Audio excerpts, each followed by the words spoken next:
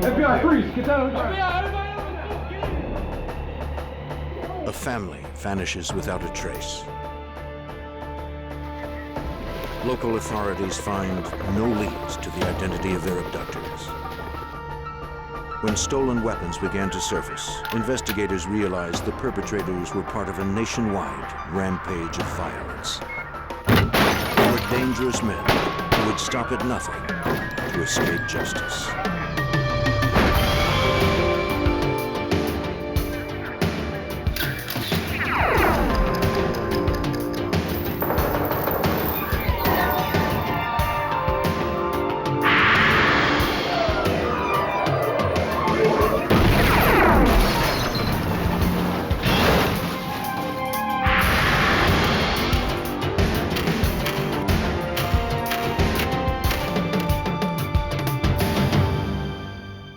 When a family was murdered in Arkansas, it seemed like an isolated event.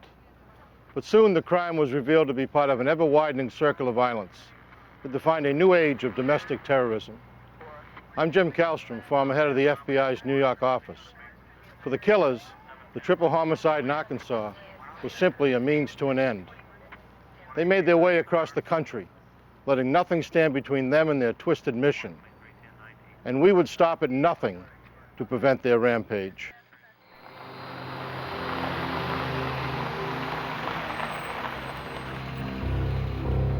January 1996. Tilly, Arkansas, a small rural neighborhood, was home to William Mueller.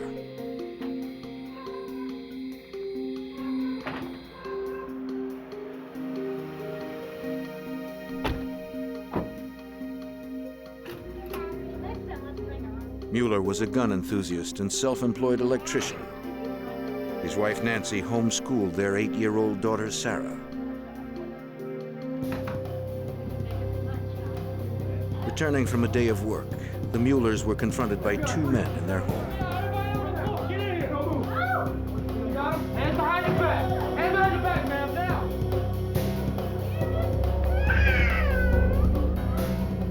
They were dressed as FBI agents, but they were imposters. They were after the large supply of weapons and cash that Mueller had in his home. When the 52-year-old Mueller refused to cooperate, the intruders separated the family and tortured them.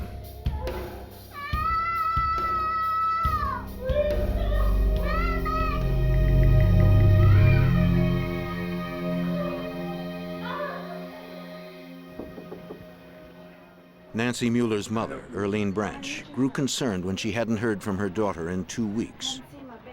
She turned to the sheriff for help. I usually hear from her at least.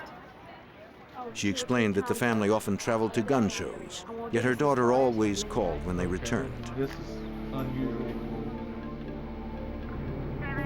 Although the Muellers lived in a neighboring county, the sheriff knew the family and agreed to look into the matter. He checked with local authorities and talked to Mueller's neighbors. Though Sheriff Jay Winters found no trace of the family, people who knew them weren't concerned. For the most part, there wasn't a lot of fear. Most people thought, you know, maybe they had just gone off somewhere and wanted to be on their own for a while. On February 11th, a month after their disappearance, a farmer found the Muellers' Jeep concealed and abandoned off the highway, miles from their home. Detective Aaron Duval from the Pope County Sheriff's Office was sent to investigate. It was approximately 20 miles north of Russellville, off the State Highway 7, hid behind a brush pile. I was called out that day, went up there, took pictures of the vehicle and the trailer.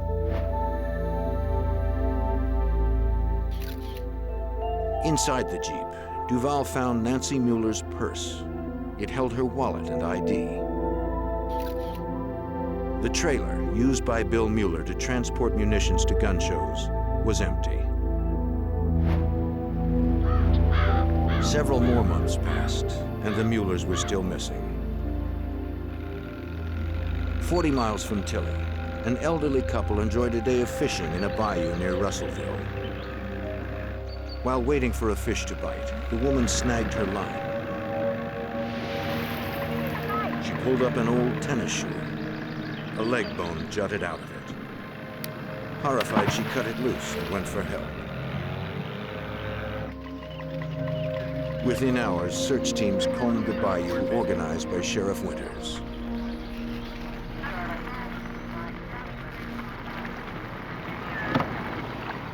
They used large metal hooks to drag the bottom. Divers swam the depths. By day's end, parts of a single body were recovered, a murder victim. The torso had a rock attached to it. There was a lot of tape on it. The head had a bag of some type on it, duct tape around the head. Very disturbing to us because it was obvious, you know, that this was a different type of thing than we typically deal with. It was an obvious execution.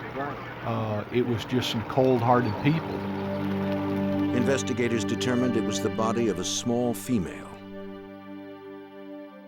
They thought it might have been a 6-year-old girl who had been abducted several counties away the previous year. When the clothing and size didn't match her description, another possibility became apparent.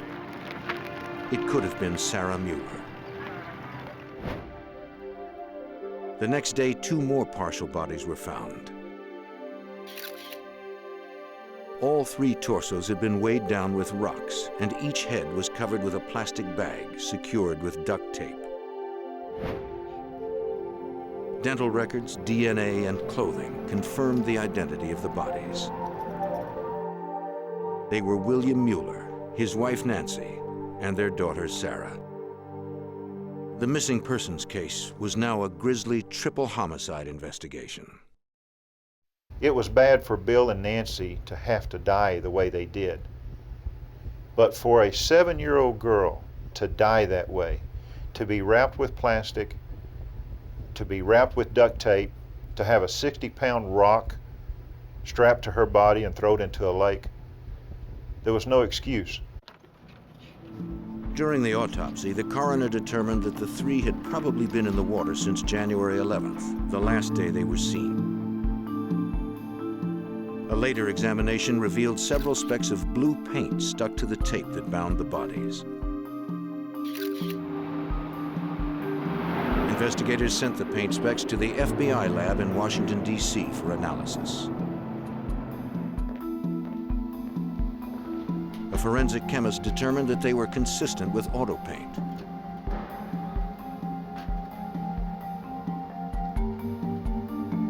The challenge was to match them to a specific make and model. Using infrared light, the examiner established the chemical composition of the paint. This chemical signature was fed into a computer database containing similar information from every auto make, model, and color dating back to 1934. The results gave the Arkansas investigators their first lead. So we thought that the vehicle that the bodies were transported in possibly was blue. It was determined a particular blue color, metallic blue.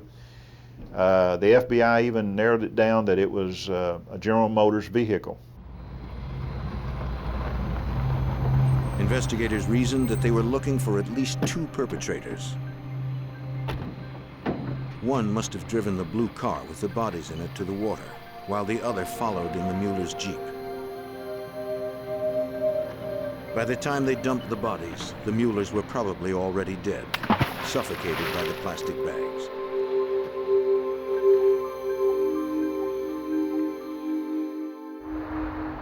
The Bureau of Alcohol, Tobacco, and Firearms from Little Rock, Arkansas was called in. ATF agent Glenn Jordan headed the case. Our jurisdiction lay in the fact that Mueller was a former federal firearms licensee, that his firearms were missing, and the fact that Mr. Mueller and his family had been murdered. The ATF had a complete record of Mueller's gun inventory before he forfeited his federal license. With no reports of gun sales since then, agents figured the missing weapons had been stolen. Our goal was to enter the serial numbers of those firearms into the National Crime Information computer in case those firearms turned up later. That would give us a lead to follow in the investigation. Jordan was already familiar with Bill Mueller's name since the family had been the victims of a theft 1 year earlier. At the time of that robbery, Mueller reported $40,000 worth of merchandise stolen, including 5 firearms and ammunition. Since the Muellers had been victims of a robbery and homicide within the same year, agents believed that the family had been targeted by a group who used and sold stolen weapons, perhaps members of an anti-government militia. Come on in, fellas. Investigators returned to inspect the Muellers' belongings. After the family had disappeared, relatives had taken most of their valuable items. The landlord stored the remaining possessions in his garage. They found a Colt .45 gun case labeled with a serial number, but the gun was missing.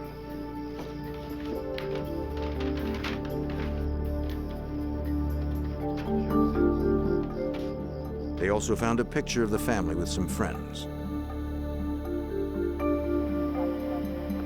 The ATF entered the serial number of the Colt .45 into the NCIC, the National Crime Information Center.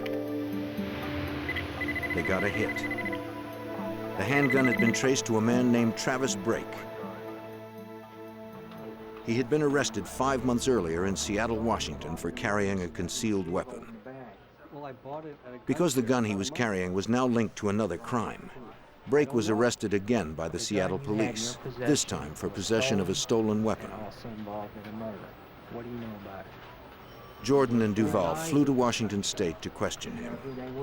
Mr. Brake was interviewed and advised the Seattle Police Department that he had purchased this handgun at a gun show in Seattle, Washington, and he described 2 individuals that he had purchased the firearm from, one in particularly that he remembered. Investigators showed him the photograph found among the Muellers' possessions. Brake identified one of the men who sold him the gun. That's him, right here. His name was Keith Collins. Agents asked Bill and Nancy Mueller's friends if they had ever heard of him. Collins had once been close with the Muellers. They had attended gun shows together. Investigators discovered that Keith Collins' real name was Kirby Kehoe. The ATF learned that Kirby Kehoe had an extensive record for firearms violations. Kehoe was also actively involved in the white supremacist movement. Members of this growing faction are strongly anti-government, heavily armed, and considered dangerous. Kirby Kehoe became a prime suspect in the Mueller triple homicide. Investigators needed more evidence before they moved in for an arrest. Almost a year after the triple murder and robbery of Bill, Nancy, and Sarah Mueller, investigators were still hunting for the killers, believed to be militant white supremacists. In Sioux Falls, South Dakota, 11 months after the crime, a trooper noticed a blue Chevy Suburban parked in a handicapped space.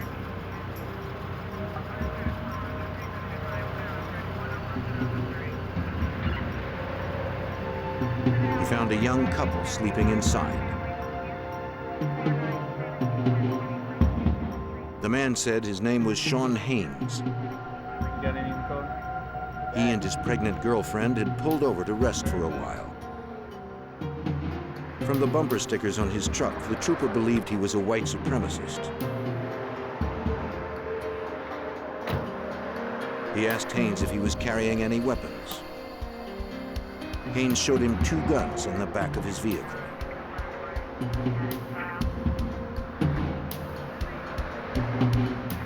The trooper called in the serial numbers and discovered they had been stolen. One, an AR-15 rifle, had been taken from the Mueller's house in Arkansas. Haynes was arrested. Alerted that one of Mueller's guns had turned up in South Dakota, investigators from Arkansas went there to interview Haynes.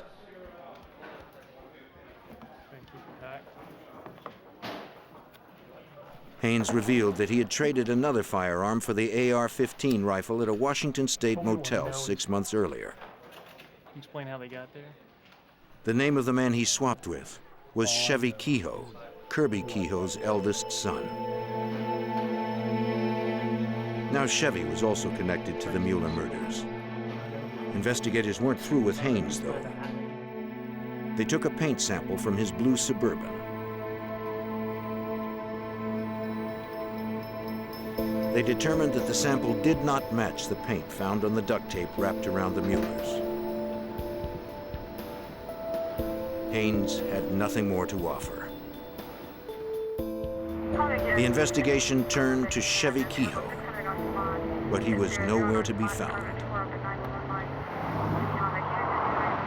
Several weeks later, Ohio State Highway Patrol Officer Harold Harker had a routine assignment: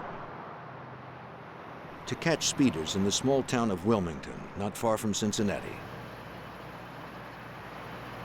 While observing traffic, he noticed a blue Chevy Suburban going slower than the speed limit. Harker, a 25-year veteran who was now retired, recalled how he thought the people inside were acting strangely as they drove by. As it approached, I saw it did not have a front license plate, and as it passed me, the driver didn't acknowledge my presence in any way, didn't look at the patrol car, just kept both hands on the wheel, fixed straight ahead. However, the passenger not only looked at me as he went by, he actually turned in the seat and looked out the rear window to watch me. Harker knew that Washington State required vehicles to have license plates on both front and back. He called in the plate number and followed the Suburban while waiting for his dispatcher to come back with some information. And they returned and told me that the plate apparently did match the vehicle, however it was expired. So at that point I made the determination that once we got into Wilmington where the berms were wider, I would initiate a traffic stop there. Harker's car was equipped with a video camera mounted on the dashboard. A microphone was fastened to Harker's shirt.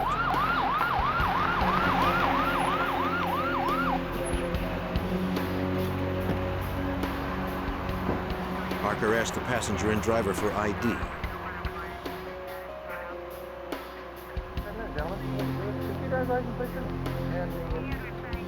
While talking to the men, Harker became more troubled. Neither had any ID. The driver was speaking in a very animated fashion, while the passenger looked straight ahead. At this point, I was concerned enough with my safety and so on. I wanted to get the people away from the vehicle, and I wanted to, here again, get them separated, get the driver into my car so that I'm a little more in control of their actions. Let's sit back here with me a second, sir. The driver eventually followed Harker to his patrol car. You say you borrowed the vehicle? You say you borrowed the vehicle? It's actually what I'll tell you what the process is. Okay. When the officer tried to frisk him, the driver quickly stepped back and became defensive. And he actually moved away from me and used the terminology, "I don't want to be violated like that." In 25 years of criminal patrol operations, I had never had anyone use that particular terminology. And that, coupled with the appearance of the two young men, the fact that they had close-cropped military-style haircuts, very clean cut, and the driver had a Marine Corps type cover, I felt comfortable that I was probably dealing with militia personnel at that point. Across the highway, a fellow officer, Deputy Sheriff Robert Gates, saw Harker talking with the driver and turned around to assist him. This was a common practice, since officers often worked alone in rural sections of the state. His whole purpose is to monitor the entire situation. He doesn't get involved with answering questions, giving direction. That's my job. His job is purely to watch and observe. The men told him they were looking for work on construction sites. Harker told the driver that if he or his passenger could not provide identification, their vehicle would be confiscated. The driver attempted to escape.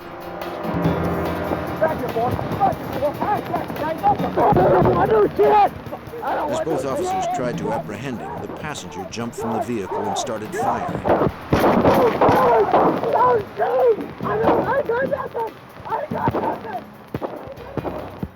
The passenger fled the scene while Harker tried to stop the driver. His arm became caught in the door, but he managed to free himself. The other suspect escaped into the woods. Gates pursued him.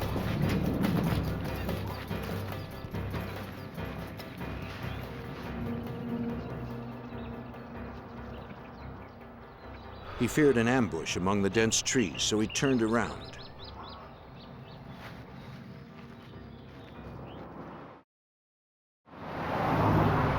Harker, back at his car with a shot-out tire, called for help. Within moments, the rest of the Wilmington, Ohio Police Department was notified about the shootout. Officer Robert Martin heard the bulletin and then observed a Suburban in an electrical supply company parking lot.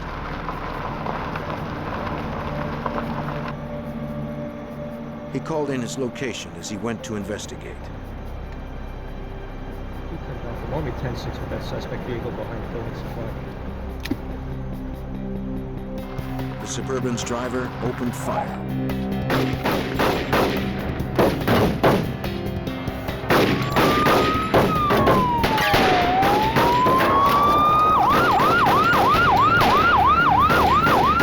Another policeman arrived to assist him.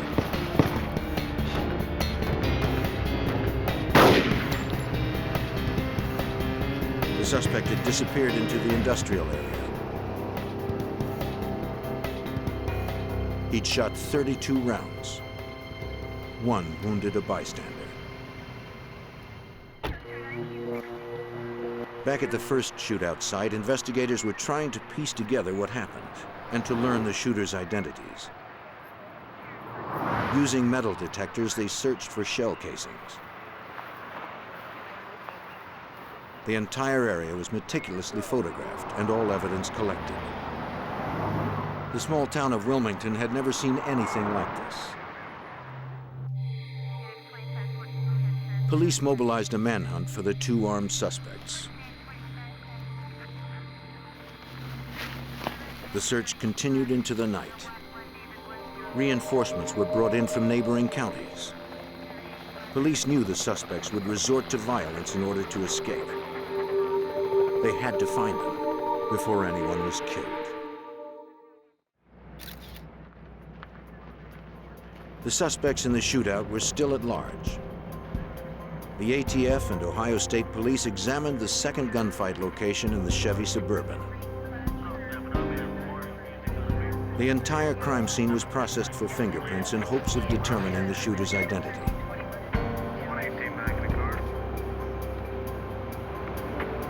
Inside the vehicle were assault rifles, thousands of rounds of ammunition, military supplies, and medical packs. Investigators traced the munitions through receipts supplied by the manufacturers. Much of the ammo and gun parts belonged to the murdered Arkansas gun dealer, William Mueller. The extent of the military supplies suggested the shooters were violent members of an anti-government group. Ohio investigators notified the FBI. FBI agent Bill Hargraves from the Cincinnati field office spearheaded the investigation. The case became a domestic terrorism case, basically because of the items that were found in the Suburban. They had numerous weapons, ammunition, law enforcement clothing and equipment, law enforcement identification. Yes, this is Trooper Herman with Ohio State Police. Ohio State troopers traced the Suburban's registration to a man named Jacob Settle from Spokane, Washington. On the day of the shootout, Settle told the trooper he was with friends in Washington State, more than 2,000 miles from Ohio. He also claimed that he had sold the vehicle to a man named Chevy Kehoe. It would take several days for authorities to corroborate Settle's story. Ohio State troopers compared a copy of Settle's driver's license photo against images of the fugitives caught on tape.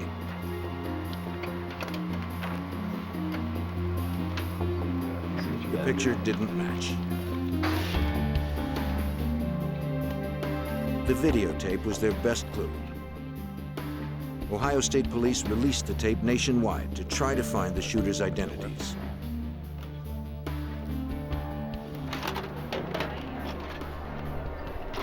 The shootout video made primetime news around the country and produced the break investigators needed.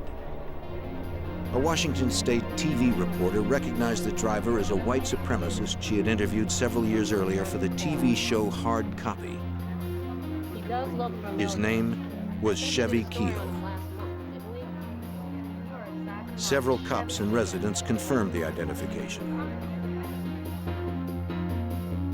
Back in Arkansas, Pope County investigators working on the Mueller triple homicide also watched the video. For the first time, they saw Chevy Kehoe. They assisted Ohio State and federal investigators in the manhunt, since Chevy was also a suspect in the Arkansas murders. Duval and Jordan traveled to Ohio to meet with FBI agent Hargraves to share information. They told Hargraves that the killers used a blue General Motors vehicle to transport the victims. Hargrave thought the connection was strong, since the truck abandoned after the shootout was a blue Chevy Suburban, and more of Mueller's property was found inside. The team agreed that if paint scrapings from the Suburban matched the blue paint specks found on the victims, they would have forensic evidence tying Chevy Kehoe to the Arkansas crimes. At the FBI lab in Washington, D.C., examiners determined that the paint specks did not match the sample found in Arkansas.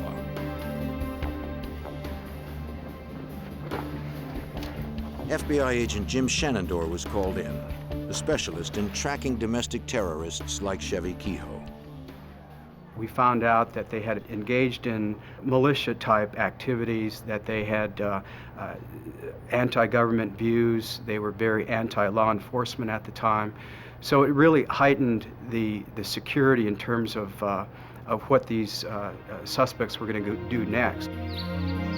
Seeking more information on Chevy Kehoe, a Washington State trooper interviewed his father, Kirby, at his home in Colesville. The trooper asked him if he recognized the men in the video. Kirby did not identify his son Chevy, but he said the second man was his younger son Shane. We found this unusual because the video made it fairly easily to identify the driver, who was Chevy, but not quite as easy to identify Shane. We thought that perhaps there might have been some favoritism for one son over the other. The FBI looked into the background of 23-year-old Chevy and 21-year-old Shane Kehoe. Chevy Kehoe was linked to a variety of crimes. In addition to the 3 murders in Arkansas, he was linked to a murder in Washington State and a murder in, we believe, in Idaho. He also committed a series of burglaries, robberies, and extortions, and also interstate transportation of stolen property. APBs were issued for the Kehoe brothers. On February 18th, investigators picked up the Kehoe's trail in Frankfort, Ohio, 45 miles from the shootout site in Wilmington. A Chevy Monte Carlo was found abandoned in a grocery store parking lot.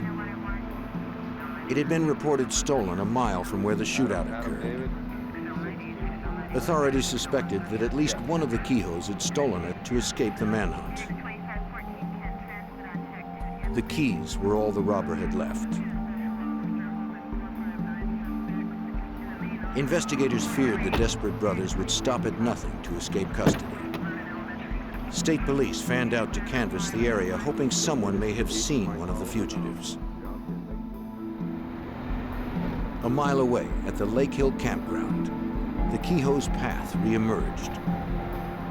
Investigators learned that the pair had camped there with their families in an RV. But authorities arrived too late. Just 2 days earlier, the motorhome had pulled out. No one knew if the brothers were on board. The FBI released a nationwide APB for the vehicle. As the weeks passed, people reported sightings of the RV.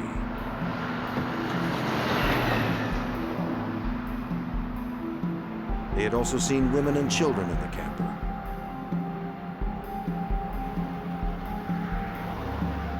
Each time authorities responded, the camper was gone.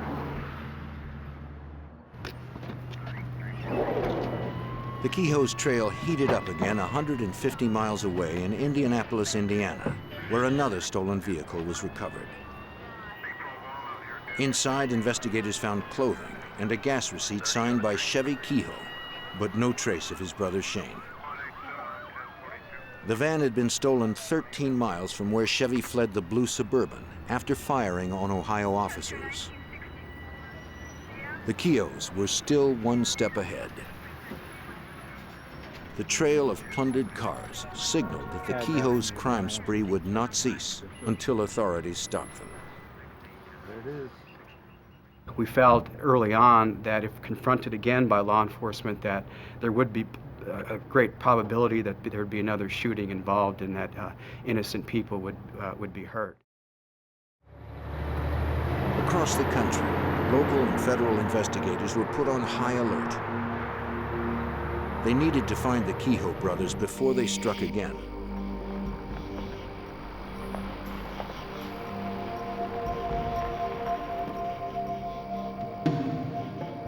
In Arizona, a state trooper came upon an RV that fit the description of the Keyhoe's camper. It had no license plates, and its shades were drawn.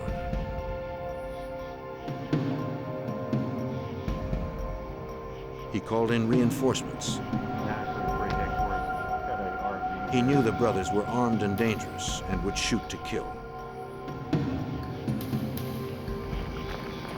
Within moments, a SWAT team surrounded the RV. They hoped the nighttime assault would catch the Keyhoes off guard and lessen the chances of another armed confrontation. An Arizona SWAT team was on the move to catch the Keyhoe brothers, armed fugitives wanted in 2 states for murder and attempted murder. Freeze! They thought they had them cornered. It was the wrong RV.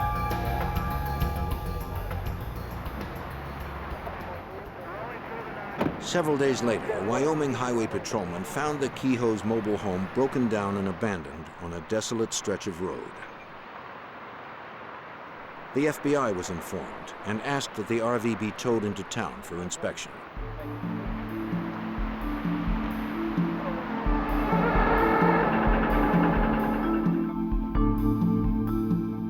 The Wyoming State Police obtained a warrant and documented its contents. This vehicle, like the Suburban, held a large cache of ammunition, guns, several fake FBI jackets, and U.S. Marshals badges. One discovery stopped the officers in their tracks. Hey, come take a look at this. A box of explosive components, including batteries used to detonate bombs. Fearing a booby trap, the troopers called in the ATF bomb squad.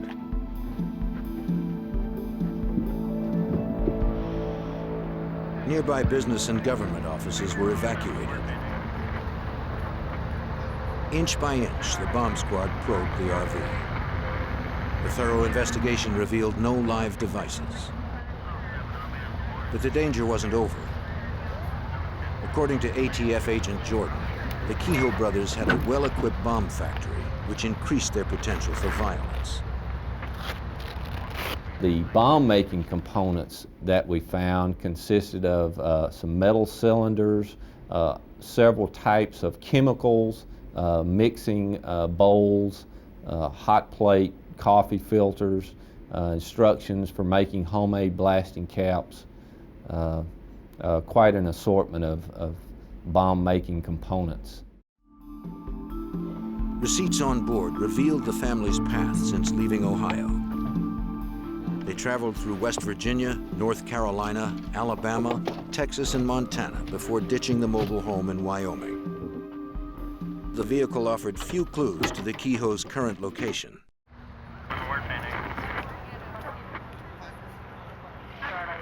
All we knew was that Chevy was last known to be in Indianapolis, where the stolen van was recovered.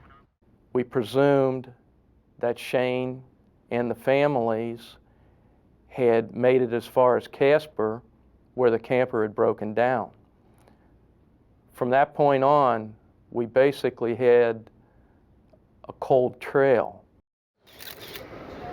To entice the public's help, the FBI and ATF announced that they had joined to offer a reward for the pair's arrest and conviction. The fact that it was a serious matter involving law enforcement, the fact that they had some affiliation to supremacy groups, and the fact that they were dangerous individuals, we were able to obtain a $60,000 reward for their apprehension.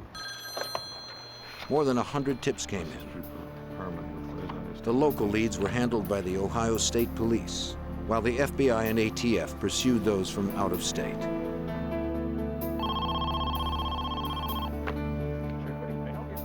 On June 16th, investigators got the news they were hoping for. A sheriff in Stevens County, Washington, received a call from a friend of Shane Kehoe. Shane wanted to turn himself in. The 21-year-old surrendered to the authorities and informed them where he and his brother had been for the last few months. After the Wilmington shootout, Shane had stolen a car and returned to the campground. There he gathered his and his brother's families and drove to Wyoming, where he met Chevy. Soon after the Kehoes were reunited, the RV broke down. Chevy told investigators that he and his brother had finally found refuge with their families on a remote ranch in rural southern Utah. A farmer and his wife had taken them in and offered them room and board in exchange for doing work on the ranch. Soon the situation began to deteriorate. Chevy couldn't control his explosive temper.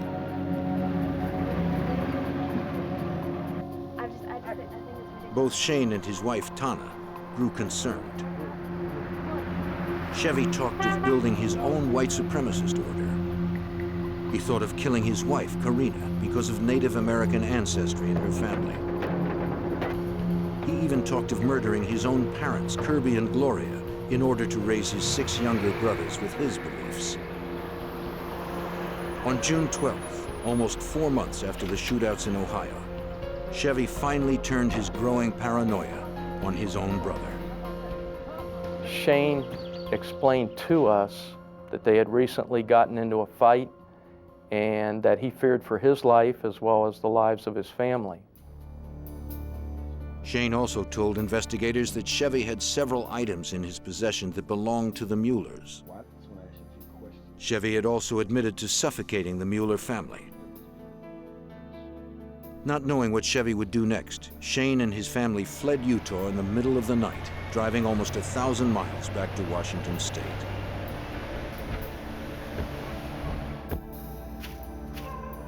Authorities inspected the truck Shane drove, looking for additional evidence. Lab examiners discovered that the vehicle, which belonged to Chevy Kehoe, had been repainted from its original blue color. FBI forensic chemist Ron Mentold explains. We often see repainted vehicles in the laboratory here, and we can determine how it was originally painted. The layers of paint can many times be thought of as a stack of cards that is loosely adhered to each other. Okay, and any one card can be withdrawn from the layer and sampled individually. So the ace of diamonds, which is a primer layer, would be different in chemistry and color from the king of spades, which would be on top. The test results were conclusive. The composition of the blue paint found on the Kehoe's vehicle matched the specs found on the Mueller's bodies. The evidence against Chevy Kehoe was compelling, but capturing him would be no easy task. Investigators would have to travel to Chevy's remote hideout in Utah, where an arrest team could be seen approaching from miles away. Wanted for triple homicide in Arkansas and attempted murder in Ohio, the white supremacist Chevy Kehoe was heavily armed and hiding with his family on an isolated ranch. Apprehending the criminal in the wide open spaces of southern Utah would be dangerous for agents and Chevy's family. The FBI and ATF needed an arrest plan that minimized the risk. Agent Will Long was in charge of coordinating the plan. He is in shadow in order to protect the sensitive nature of his current case. Chevy's children and his wife were there, and we certainly didn't want to get involved in a situation where they were in the middle of a shooting situation or possible hostage situation. Long enlisted the help of Rodney Levitt, the farmer on whose land the brothers had been living. Levitt agreed to help the FBI due to his concern for Chevy's children. He told us that on a regular basis, Chevy Kehoe would, at his request, travel into Cedar City to run errands for him related to the farming operation. And in this case, they had previously talked about Chevy coming into town on this day to pick up some feed from the local feed store. And we decided that we could use that as an opportunity to take him at the feed store in an environment that we could control. That left agents only 2 hours to get into position before Chevy arrived in town with Levitt. 2 hours is a short amount of time. We placed surveillance units along the road that would be in a position to call out the location of Chevy Kehoe and Mr. Levitt as they made their way into town. The plan was working perfectly until Chevy Kehoe made an unscheduled stop. The FBI didn't know if Kehoe was onto them and was making a run for it.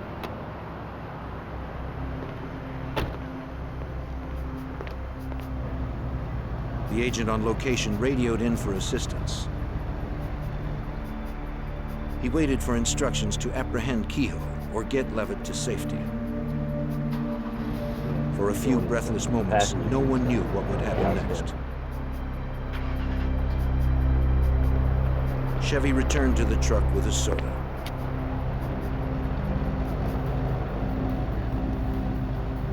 To the undercover agent, it seemed that Chevy had no suspicions and returned to the road.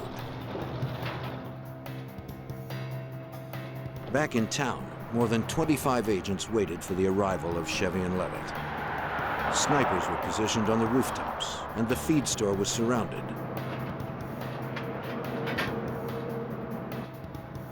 Agents were also located in the nearby neighborhood.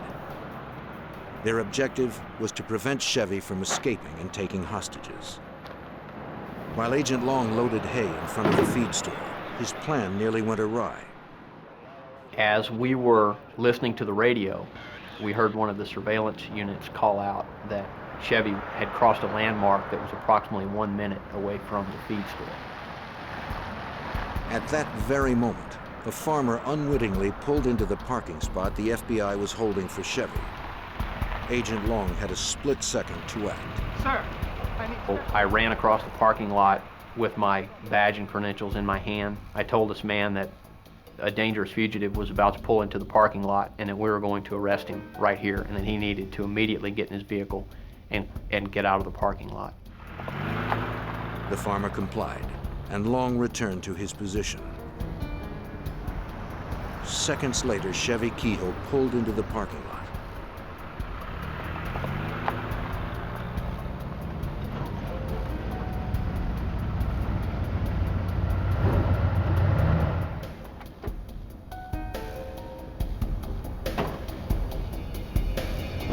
FBI, get on the ground! Get down on the ground! Get down on the ground! Long and his team pounced on the suspected murderer, leaving him no time to reach for a concealed weapon. After 5 months of a nationwide manhunt, the FBI had finally captured Chevy Kehoe. Back at the ranch, there was still the matter of taking Chevy's wife, Karina, and their 3 kids into custody. Once again, Levitt offered his help. Apparently, Mr. Levitt had an injured back, and Karina would routinely come out and open the gate for Mr. Levitt to let him into the property as a courtesy to him because of his injury. To open the gate, Karina had to leave the house, giving agents the opportunity to arrest her. Long hid in the back of the truck with 2 other agents.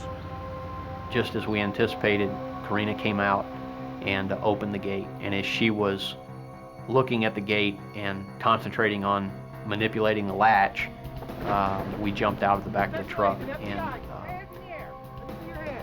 immediately searched her and found a loaded 9mm pistol in her back pocket. Get out on the ground, ma'am. Get out on the ground. Get out on the ground. Spread your legs. Spread your arms. Long obtained a search warrant for the Kehoe's trailer on the Levitt property. Okay. Before inspecting it, the FBI safely escorted the children outside and entrusted them to the farmer.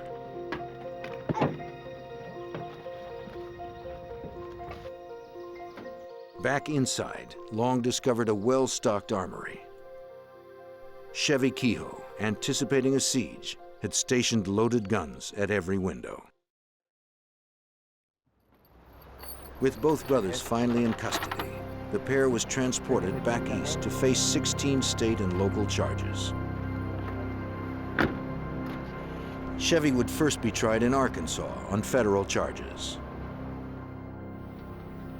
With the Kehoes locked up, U.S. Attorney Paula Casey had several months to prepare a solid case.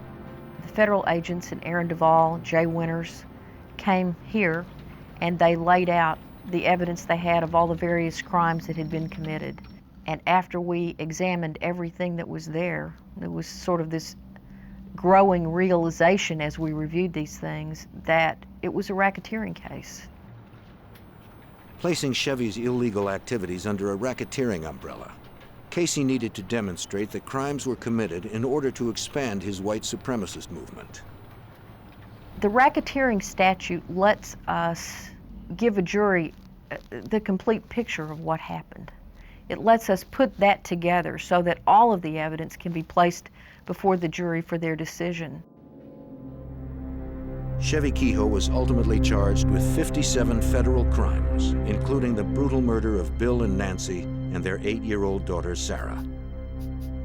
Chevy Kehoe was tried, and following a 3-month jury trial, he was found guilty of racketeering, and as a result of his conviction, he received a sentence of life without the possibility of parole, because in the federal system there is no parole. As for brother Shane, despite his claims of self-defense, he was found guilty of the state charges brought against him. Among them, attempted murder for the shootout in Wilmington. He is currently serving 24.5 years. The reason I think every agency was so cooperative in working on this was just that it was a horrible crime. It was a crime that was obviously hard for anybody to figure out why it happened, exactly how it would happen. It was just one of those things that everybody wanted to help out, and they knew that we couldn't do it all ourselves, and if it had been their case, they wouldn't have been able to do it by themselves either. So it was just a matter of everybody getting together, because the bottom line was there were some bad people out there, and everybody just needed to get involved for a common cause, and that was to put the bad guy behind bars. In the fall of 1983, 4 men set out to hunt deer in Virginia. one of them would never return home. Authorities determined the hunter's death was accidental, but an insurance adjuster believed otherwise. A year later, the FBI had only one option. Agents had to get the suspect's confession on tape before their witness also became the hunter's target.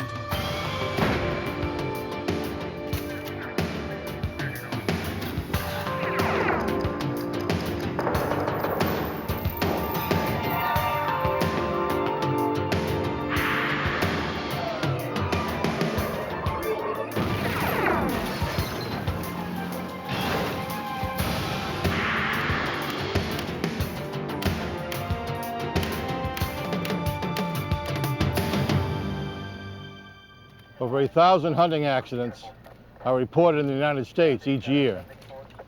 Fewer than 10% of them are fatal. But when one hunter's death seemed suspicious, the FBI was called in to investigate. I'm Jim Kallstrom, former head of the FBI's New York office. Agents would have to determine if their suspect was a grieving father figure or a man who murdered a friend in cold blood.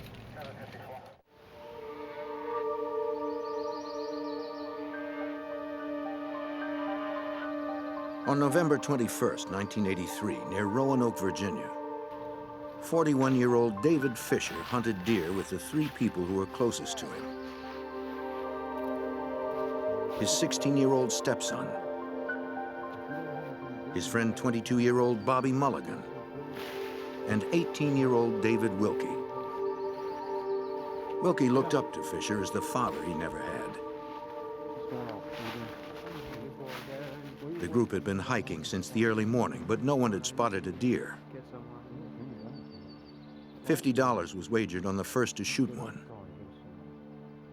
Fisher's stepson was bored and asked to go off on his own. He told him not to go far. The teenager had little experience in the woods.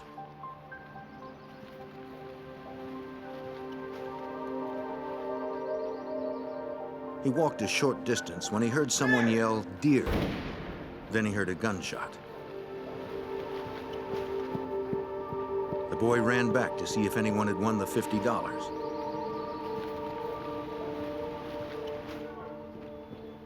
He found the group a few yards from where he left them, sitting on the incline of a small hill. 18-year-old David Wilkie had been shot. He was still alive, but they were miles from the nearest phone. Fisher told his stepson to run and get help. 30 minutes later, he reached rescuers. Lieutenant Michael Ashworth of Virginia's Department of Game and Inland Fisheries was called in. I received a call from the Bedford County Sheriff's Department somewhere around 3 p.m. stating that there had been a hunting accident. I proceeded immediately to the scene. It was on the south side of Bedford County off of Stone Mountain Road. Authorities were too late. David Wilkie died before help could reach him. The lieutenant asked the hunters to describe what happened. Bobby Mulligan said that when they spotted the deer, David Wilkie got excited and ran ahead. I see it! Mulligan and Fisher followed behind. As he started down the slope, Mulligan explained that he slipped in the dry leaves. His gun discharged when he hit the ground.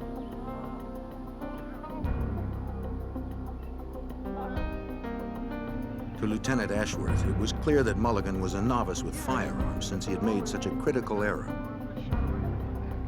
I said, you know, you would have had this firearm cocked. And he said, yeah, I did. I was carrying it cocked. When I had heard the deer, then I cocked the gun, which was obvious he was, you know, very ignorant of safety, basic safety rules. The back, I mean...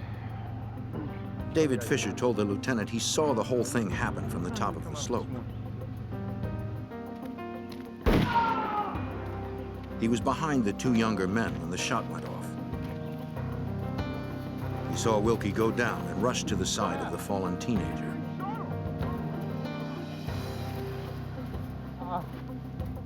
He told investigators he placed a rag over the wound in Wilkie's back in an effort to stop the bleeding. Go get help now! The father figure tried to comfort his dying friend until help could arrive. But after only a few minutes, Wilkie stopped breathing.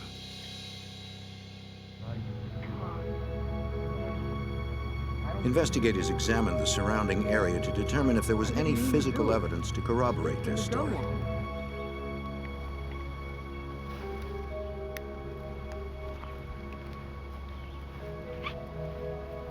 Investigators found the spot where Mulligan had slipped.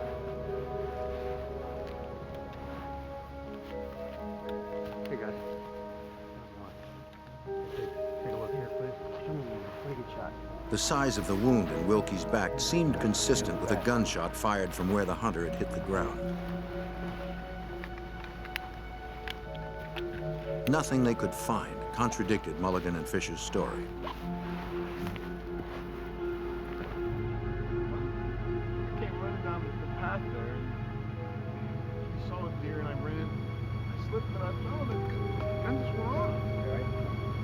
Officials then turned their attention to the weapon that fired the fatal shot.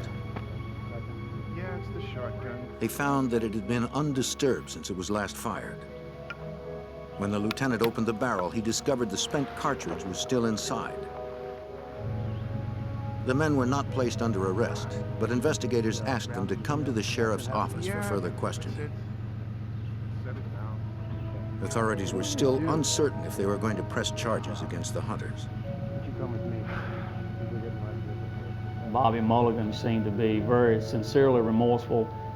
He was crying at times and talking about the fact that he had hunted very little. But it looked like that it was exactly as what it appeared to be, a simple hunting accident. And we do have accidents that occur that way. At the station, the two men were interviewed once more in separate rooms. Their stories never changed. Unlike Bobby Mulligan, David Lee Fisher remained composed and assured his stepson that everything would be okay. Don't be so. It's not the same. Since the hunters had inadvertently wandered onto private land, they were charged with hunting on posted property. The man who fired the fatal shot, Bobby Mulligan, was charged additionally with reckless use of a firearm and hunting without a big game license. Sir, being charged. Hunting without a permit. The charges were misdemeanors. Court date. Trespass. Fisher and Mulligan would need to answer them in court. Until then, they were allowed to return home to Charlotte, North Carolina. Being charged. As standard procedure, David Wilkie's body was autopsied. The cause of death was determined to be a transection of the aorta and lacerations of the lungs due to a single projectile.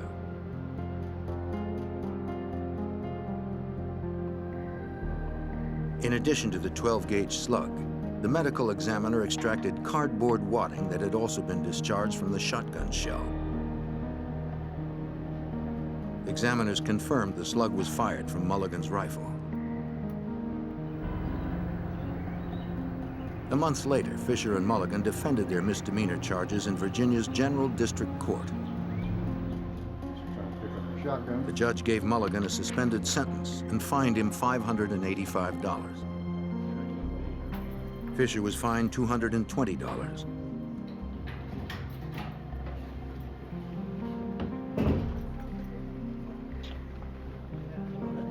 The property officer returned the shotgun to the men, and the case was closed.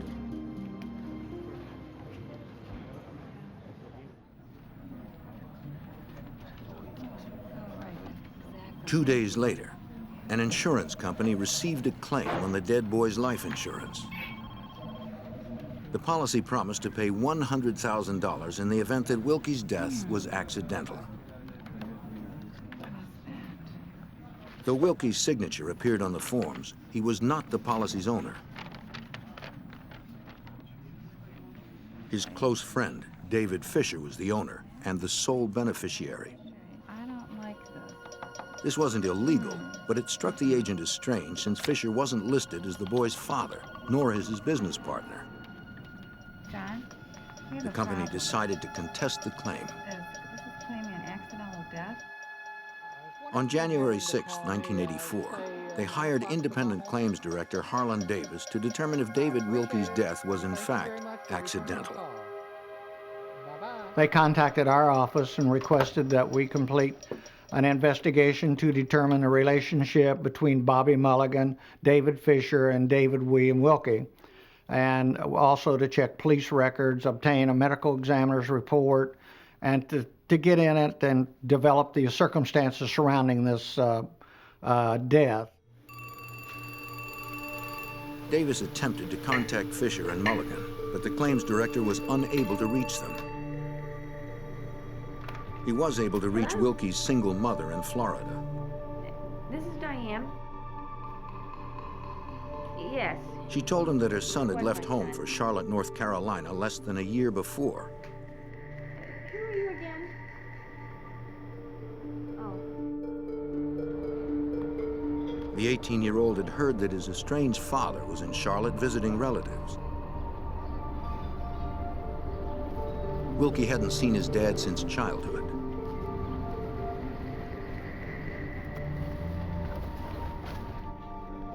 His mother said that he caught up with his father briefly, but his dad left Charlotte before they could become reacquainted. The father wanted nothing to do with him. That's when Wilkie met Fisher. David Wilkie was looking for a father, which he didn't have. His father and mother were separated. They were distant from him. He felt like he wanted to get to know his father, and this is the reason he really fell into a relationship with David Fisher, was because he was looking for this father figure, and it became a friendship. Shortly after her son died, Fisher called to tell her that the teenager wished to be cremated, but had no life insurance. The mother believed Fisher and ordered the cremation, since Fisher seemed to have been close with her son.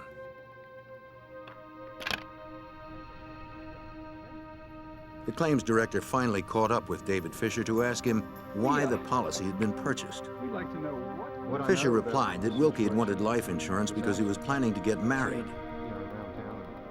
His fiancée did not want insurance, so the 18-year-old turned to Fisher. Since Wilkie had no money, Fisher gave him a loan and a job working for him to pay it off. Fisher was the owner and operator of Fisher Services, a small business that employed several people, including Bobby Mulligan. Morgues and mortuaries called Fisher Services when they needed a body transported to their facilities from accident scenes.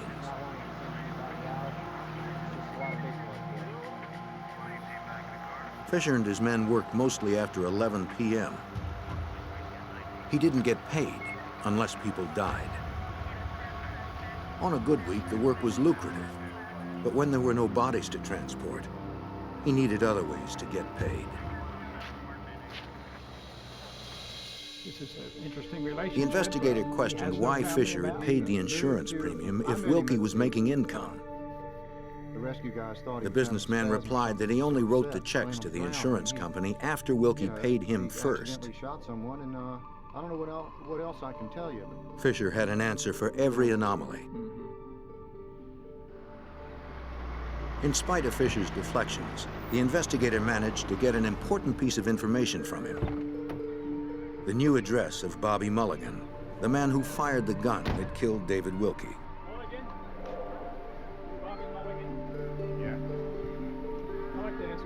The claims director found Mulligan at a pizza parlor in Myrtle Beach, South Carolina. I'd like to talk to you. First of all, would you give me your name, your address? Mulligan didn't have much to add to what Davis had already heard. 100 Main Street. The claims investigator concluded his inquiry in the spring of 1984. His firm gave their assessment to the insurance company. We recommended strongly to them that they not pay the policy and that further investigation be followed up to determine any other information that might shed some light onto this shooting, that it was not exactly as it looked on the surface. Would you sign The an insurance affidavit company to that sent the effect? case to an attorney in Greensboro, North Carolina. Fisher signed an affidavit vouching that he had seen the deceased sign the policy. The lawyer asked Fisher to describe the shooting one more time. Once again, Fisher indicated that Mulligan was 15 feet behind Wilkie when the gun discharged.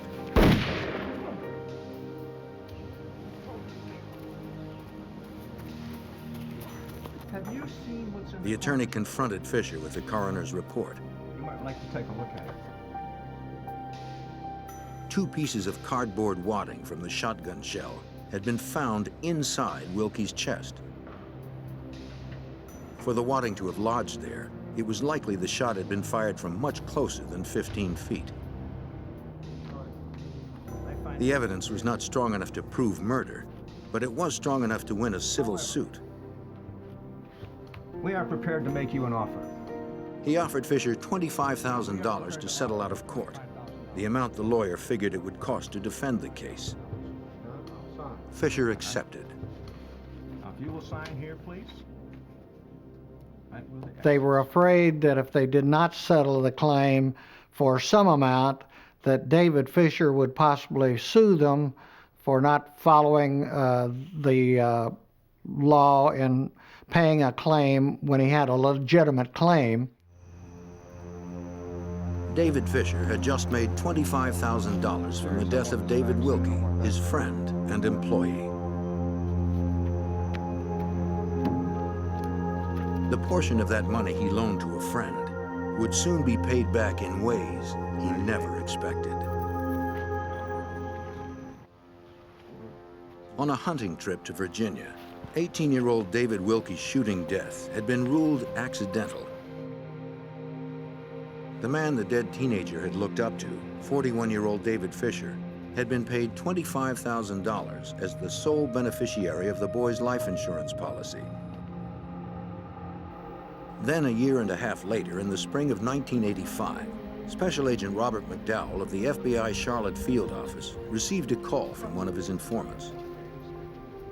Early on in 1985, I had a source, and one day he came to me with a story that a friend of his had been hired and refused to take the job to murder somebody for insurance money.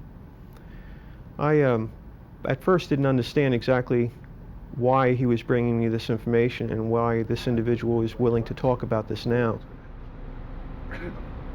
Over the course of 2 more weeks, the agent continued to speak to his source. Well, the informant said his friend's name was Bear and that Bear's life was in danger. Agents wanted to speak to this person at the Charlotte FBI field office. But the source said Bear was reluctant since he was an ex-convict. He would only meet them in a neutral place. They agreed to meet in a park.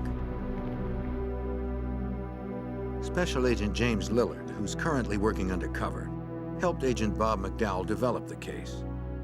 Working right beside Bob, we asked me if I wanted to go out with him to interview his source and find out a little bit more about this information. Lillard would keep watch from a distance in case his partner was being set up. Bear arrived on schedule. His real name was Gerald Stedham. Stedham said that a man named David Fisher was threatening his life because Stedham owed him several $1,000s from a personal loan. He also accused Fisher of murdering 18-year-old David Wilkie more than a year earlier. Agents were skeptical. When you hear something like that, it initially sounds pretty fantastic, and you kind of scratch your head. You're thinking, is this for real or not? Stedham may have been exaggerating a little bit, and maybe he exaggerated about the story in itself. Look, I'm not wearing He hoped the FBI would protect him in exchange for information about his old friend David Fisher. When the agent asked if Stedham was willing to wear a wire to prove the story, the ex-convict refused. He had his run-ins with law enforcement officers before, and he pretty much said right from the very beginning that he didn't trust police, FBI, or anybody else.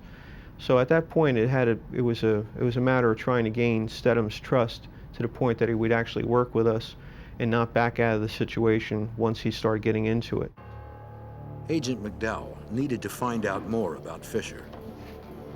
A background check revealed that David Fisher had several aliases and 25 prior convictions for crimes ranging from larceny to forgery. Years earlier, Fisher had testified in the trial of an underworld crime figure and was then entered into the Witness Protection Program. Not long after, his protection was removed since his continuing criminal behavior was in violation of its rules. Agents also checked records in Virginia to confirm Stedham's story. Yes, there was, in fact, a hunting accident where a gentleman by the name of David Wilkie was shot in the back, supposedly accidentally. So that in itself verified that this definitely happened. Then the next step is to find out if there were any motives here. I mean, why did this happen? And if there was any other details. McDowell arranged another meeting with Stedham to find out more. Stedham refused to come to the FBI office. Instead, he agreed to meet in the parking lot of a local restaurant. Once again, Stedham promised to tell the FBI anything they wanted to know about Fisher, but refused to wear a wire to secure evidence.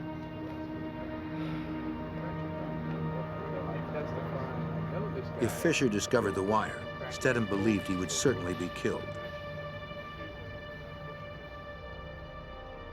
He didn't trust that the FBI would protect him if his cover was blown. They were interrupted before McDowell was able to convince him. I was speaking to him when suddenly screaming and yelling came from a local restaurant.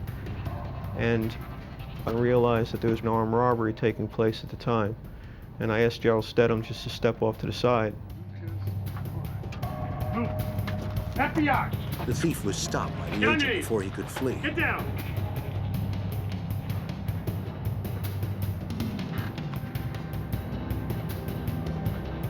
Stedham was speechless. At first, he wondered if the agents had staged the robbery to convince him to cooperate. When he was sure the arrest was real, his attitude towards the FBI changed. And at that point, I realized that I had gained his trust as somebody who knew what he was doing. So from that point on, it was pretty easy to be able to get Stedham to believe that we were going to protect them and be able to get the information that we needed. How can I help you? Well, I really think this meeting can help you out. At last, Stedham agreed to meet with agents in the FBI offices. For the first time, agents learned the plan Fisher made to kill his young friend David Wilkie.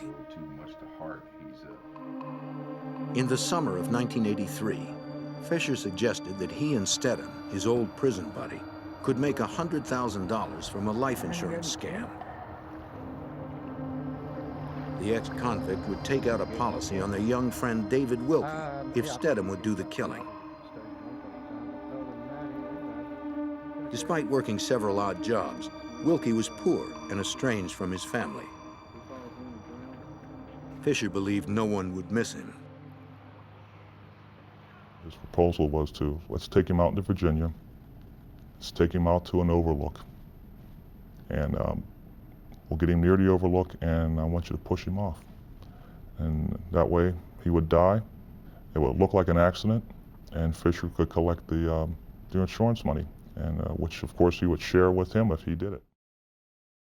Well, I'm worried about... Stedham told agents that he didn't take Fisher seriously until he learned Fisher had obtained the life insurance policy on Wilkie.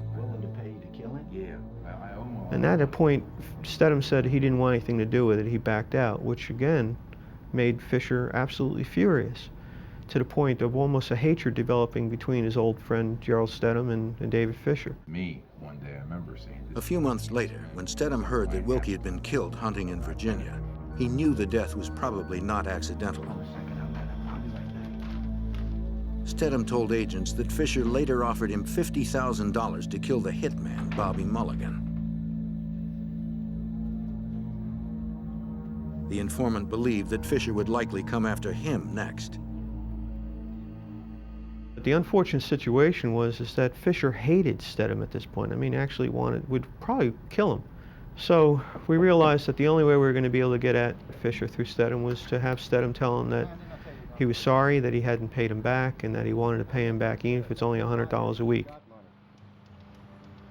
$100 a week would give the FBI several opportunities to get Fisher friendly again. Fisher didn't hate Stedham enough to turn down the money. Eventually, agents hoped Stedham could then start reminiscing about what happened in the past. Since the FBI gave Fisher a reason to see their informant, the next step was to get Fisher confessing on tape. A few days later, Fisher asked Stedham to meet him at a coffee shop. Pick it up. Mr. Stedham, here's what I want you to do. Stedham was nervous about the wire, but finally agreed to wear it. Let's do it. Okay, here we go. He was terrified, and he was worried that Fisher would frisk him. He was worried that Fisher might get suspicious. So basically, what we advised him to do was to just say, look, tell him that the insurance company is calling him and asking him about this. That way, it'll keep him off the trail of thinking that any law enforcement is involved. Under the watchful eye of agents, Stedham met with Fisher briefly. The murder suspect said little and avoided the incident in Virginia altogether. Fisher had been an informant himself at one time and suspected Stedham was wired. Outside the restaurant, the mood turned ugly. If agents moved in now, Stedham's cover would be blown. But if they didn't, they feared the suspected murderer would kill again if he found the wire. Agents surveilled murder suspect David Fisher, hoping that their wired informant Gerald Stedham would be able to solicit a confession from his old friend. Fisher arranged the meeting to receive money that Stedham owed him. But Fisher was suspicious of Stedham. To the relief of Stedham and agent James Lillard, Fisher never found the wire. The first time that we had wired Stedham up and sent him in to talk to Fisher, he was a little too zealous. And he was asking too many poignant questions. So Fisher kind of got a little suspicious and actually frisked him. Fortunately, we had the recording device in a place where he wasn't going to find it. Unless Fisher called to meet Stedham again, Special Agent Robert McDowell and his team had no other means to get the evidence they needed to arrest Fisher for his 2-year-old crime. 5 days later, Fisher called Stedham to arrange another meeting. Agents were hopeful. The cooperating witness tried to steer the conversation towards Fisher's past crimes, but Fisher once again avoided the topic.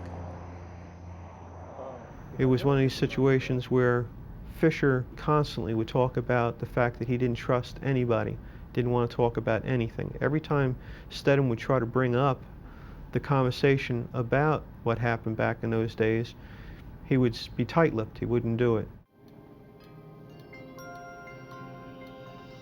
Since Fisher said nothing to corroborate Stedham's version of events, it occurred to agents that perhaps Stedham may be lying, since the ex-convict was reluctant to come forward in the first place.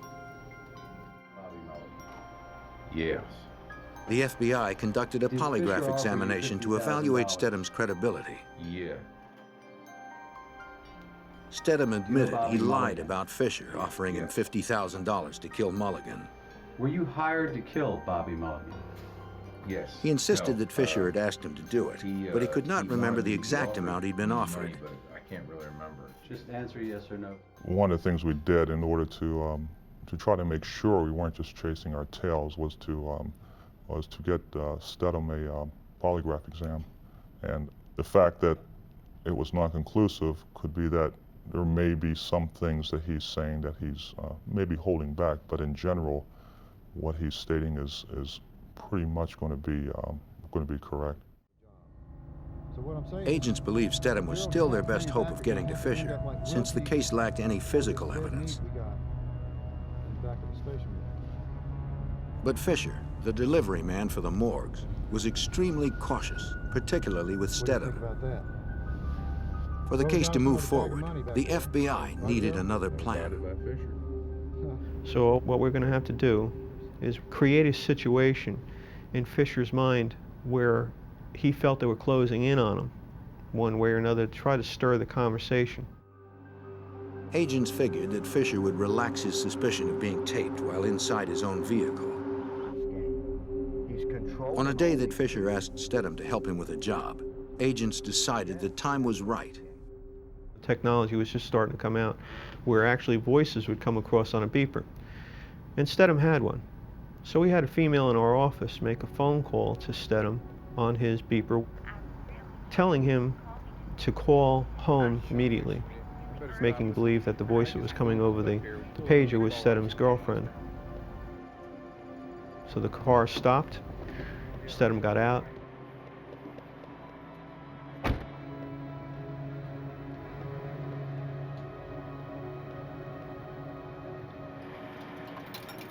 For appearances, Stedham briefly spoke to the agent back in the office to let her know the message was received.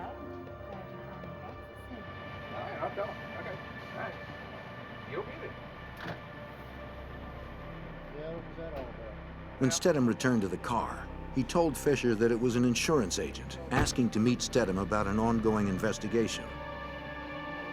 Fisher told him that if he kept his mouth shut, their new inquiry would go nowhere since the body had been cremated and that everyone said it was an accident.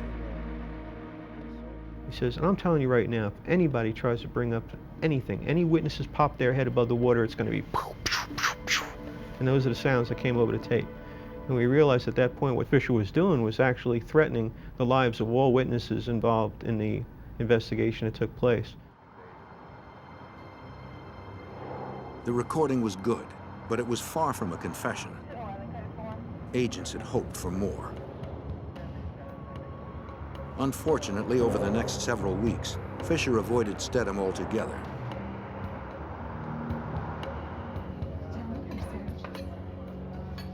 Agents pursued Mulligan instead. On tape, the shooter described a meeting he had with Fisher after the shooting. Mulligan told him that he had written out the details of what happened and gave it to someone for safekeeping.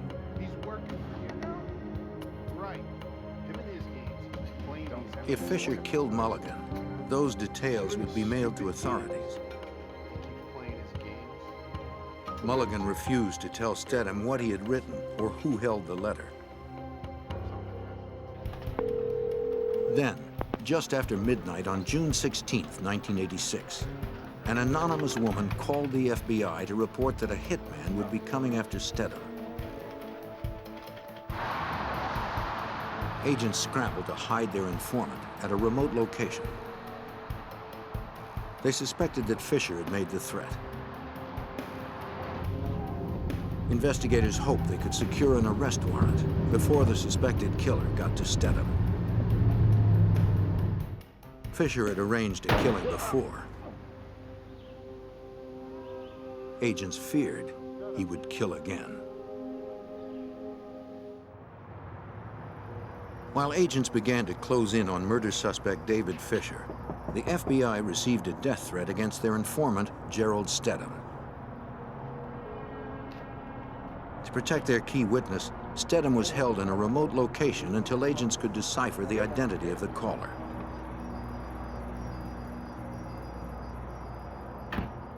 Two days later, agents reported their discovery to Stedham. What is it? The death threat had been traced to the residence of one of Stedham's friends. Stedham admitted that he had a female friend place the call, but he emphasized that the threat was real.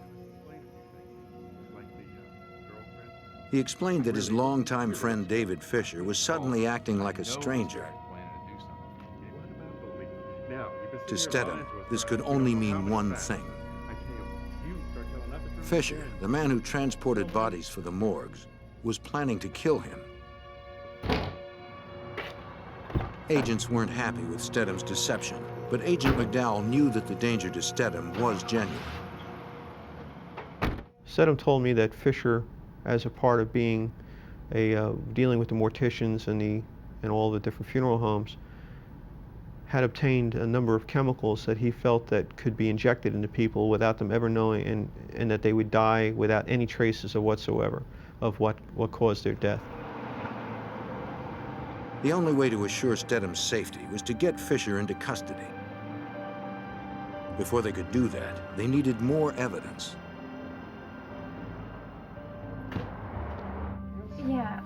In the fall of 1986, a year and a half after the FBI began their investigation, agents finally tracked down David Wilkie's former fiancée. They found her in Florida with a new married name. What we'd like to do is just begin. Just tell me. She told agents that she and Wilkie were engaged 6 weeks after they met and planned to move to Florida. To save money, the couple moved in with Fisher for a short time. But after her fiancé was killed, she moved out immediately. She told agents that she felt intimidated by Fisher. Just before Wilkie's death, Fisher had come to her with a proposition to kill the boy for insurance money. Like Stedham, she didn't believe Fisher was serious until Wilkie turned up dead. What we want to do is, he said, it was get him a few drinks and then give him a good time. I want you to lure him into the pool, get him into the deep end, and then I want you to drown him. And because he can't swim. Then, again, they'll call the hotel security, and it'll look like an accident.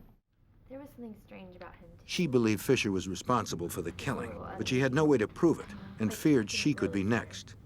Well, thank you very much. You've been very helpful. And We were very surprised. So many people were aware that Fisher was looking for somebody to kill Wilkie. That was incredible. We found it hard to believe that he had gone to that many people regarding some type of scam or some type of setup to murder somebody. Wilkie's former fiancée had provided a few more pieces of corroborating evidence. Though Special Agent McDowell felt the case still had holes, he believed they had to arrest Fisher and Mulligan before someone else was killed. We were stretching our luck with David Fisher, knowing the type of person he was, to wind up reaching out and finally making up his mind and killing somebody. We decided that it was time it would be best to go after him, seek indictments, and get him arrested and take him off the street, as well as Bobby Mulligan. On November 5th, 1986, a Virginia grand jury handed down an indictment charging Fisher and Mulligan with first-degree murder. But with the evidence they had, a conviction was still questionable. McDowell had one last chance to get the taped confession from Fisher that would guarantee a guilty verdict at trial. I really wanted to try one more time to get Fisher to articulate in detail the fact that he had killed Wilkie for money, and I really would like to have heard a verbal confession from him. And I felt that the only way we could do that was you had to escalate his anger. You had to get him to the point where he just lost control, and then we'd start being truthful. On the night of November 12, 1986, 3 years after Wilkie's death, agents wired Stedham after he had baited Fisher with the promise of some easy cash. Stedham had told him that a bail bondsman whom they both knew had a lead on a suspect who had jumped bail.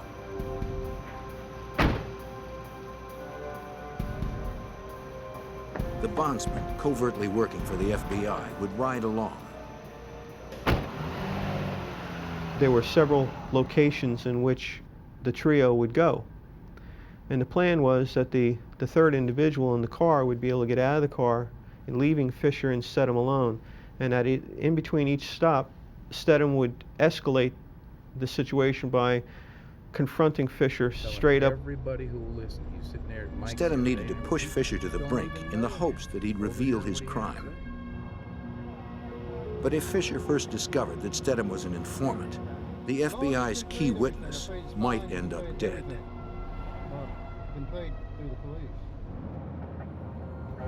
The FBI plan to arrest suspected murderer David Fisher had been set in motion, though agents were still uncertain whether they had enough evidence to convict. Well, I just Their think we got last a hope problem rested more with early in informant youth. Gerald Bobby Stedham. just will not be quiet. He keeps talking and talking. Wearing a wire, Stedham needed to convince Fisher to talk directly about the killing. A bondsman who Fisher believed was checking leads on a fugitive was in fact working covertly for the FBI. See, it kills me about Mulligan. When the bondsman left the car, Stedham provoked the suspected killer to react as Agent McDowell had instructed. Plenty of money. He got overpaid. If anybody lost. Stedham inside the car had done his job. He really tried to get him cranked up to the point where he would lose control and actually start talking. See you later. But Fisher started reverting into that mode of being even more quiet, and we knew at that point that what Fisher was doing was going into his planning mode. To agents, the risk had become too great. If Fisher discovered Stedham was wired, the key witness, the case, and the arrest would be jeopardized. As planned, at around 11 p.m., Stedham suggested that they report back to the bond office that had supposedly hired them. When they arrived, FBI agents and Charlotte police would be waiting. Once he got out of the car, he pretty much said to Stedham, in no uncertain terms, I'll see you later.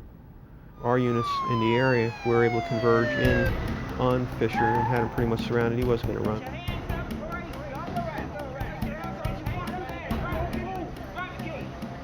Members of the Charlotte Police Department's fugitive unit arrested Fisher, Stedham, and the other bondsmen. They wanted to remove any suspicion that Stedham and the bondsmen had set Fisher up. The other part of the plan that night was that we had surveillance teams out following Bobby Mulligan, and we knew where he was going to be located. So after the arrest of Fisher took place, we immediately restaged and set up our arrest phase for Bobby Mulligan.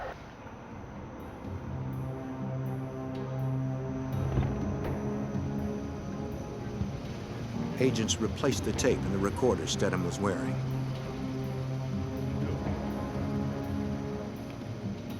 As instructed, Stedham had made arrangements earlier that evening to pick up Mulligan from a club where he worked part-time. It was after midnight when the two of them arrived at a tavern.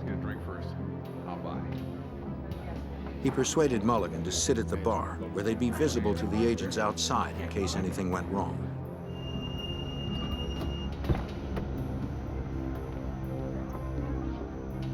When units from the Charlotte Police Department arrived, agents directed them to make the arrest.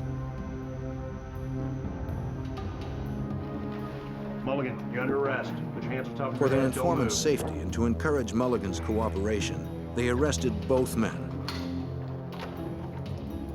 Though Mulligan and his former employer, David Fisher, were now in custody, agents still needed one of them to talk about the murder. We wanted to set it up to the point where David Fisher would be within view of the fact that Bobby Bryce Mulligan was being brought in. And we wanted him to know in no uncertain terms that we had him and we had the shooter, and hopefully to make him realize that he was had. It didn't work. Fisher declined to be interviewed without an attorney being present. Agents secured a warrant to search the room that Fisher had been renting.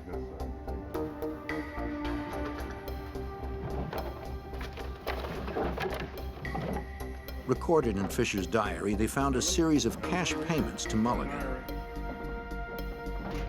From a closet, they removed 2 strongboxes. Agents hoped that inside they would find the criminal evidence that could ensure Fisher's conviction.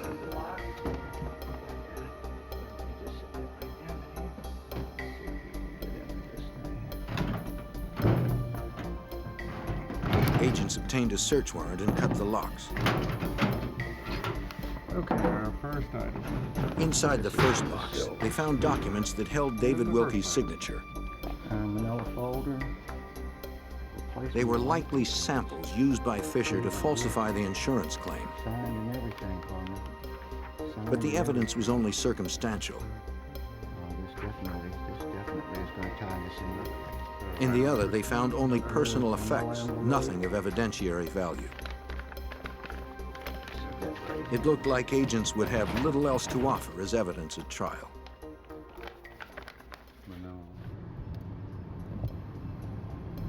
A few days later, Agent McDowell got a message that 22-year-old Bobby Mulligan wanted to meet. So far, both Mulligan and Fisher had remained quiet. But after a couple days of thinking about it and in consultation with his parents, it was apparently Mr. Mulligan's decision that he wanted to come clean about his participation in this murder and felt that it was to his best benefit to be the first to come forward with a confession. Start with, Agents interviewed Mulligan at an office in the jail. He confirmed that David Wilkie's death was no accident. When did you first get contacted by Fisher for this contract? Mulligan said it all began with Fisher's plan to kill Wilkie's fiancée.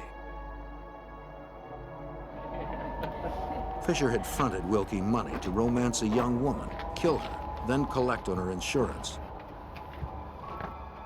Hey, David, I just want to say something. But Wilkie fell in love and backed out. Try to stay out of the way, okay?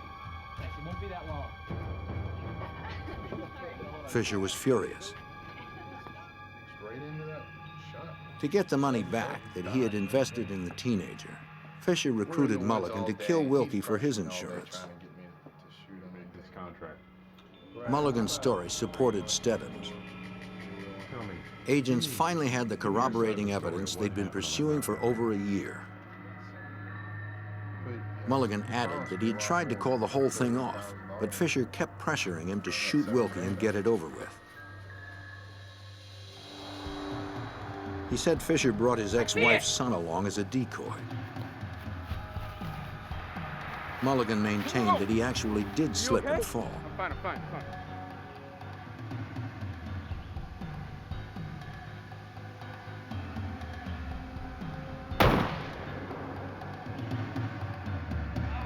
Mulligan claimed that he hadn't intended to kill Wilkie, only injure him.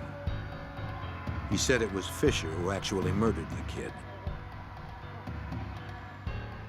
He believed that it was the finger of David Fisher going into the wound that killed Wilkie, that his own gunshot didn't do it. So he believed that Fisher actually did this. But unfortunately, there was no way of being able to be able to determine that forensically, because Fisher convinced Wilkie's mother in a phone call at least 2 days after the incident happened that it was Wilkie's last request to be cremated. What was the final contract amount? He said Fisher had promised him $38,000 to pull the trigger, but ended up paying him only $7,000. David Fisher was tried for first-degree murder, conspiracy to commit murder, and murder for hire. Fisher got the death penalty. Mulligan pled guilty to the same charges and was sentenced to life in prison. I had been a law enforcement officer almost 13 years before I became an FBI agent. And the one thing I did realize from this case is that people can be extremely, extremely cold-blooded and evil, and that there is no remorse whatsoever in their souls, none. And that anytime you hear a story about something not being right, you have to listen to it. You have to listen to them and hear what they have to say, because you never know when something like that could be true. 11 years later, on March 25, 1999, David Lee Fisher was executed by lethal injection. Fisher? David Wilkie had considered Fisher his closest friend. But to David Lee Fisher, money was more important than friendship, or even life itself. On this day, a corpse would need to be transported, but this time, it would be Fisher's. In a small Kentucky town, a young boy vanished without a trace. No one knew how it could have happened. But within hours, the boy's entire family was frantically searching for him. The few leads in the case quickly turned cold, and the FBI was called in to expose the kidnapper and find the missing child.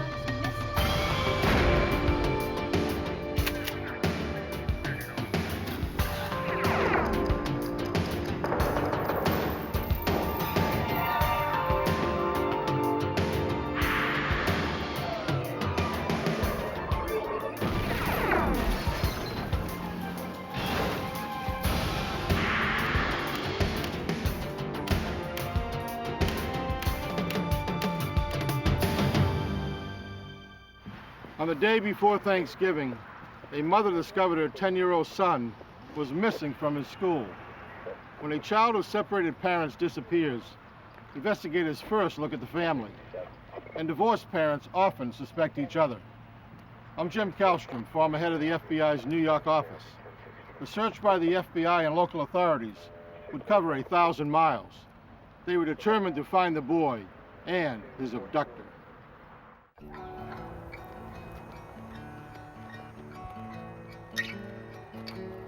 London, Kentucky is a quiet, rural town surrounded by rolling hills in the heart of Kentucky's tobacco country.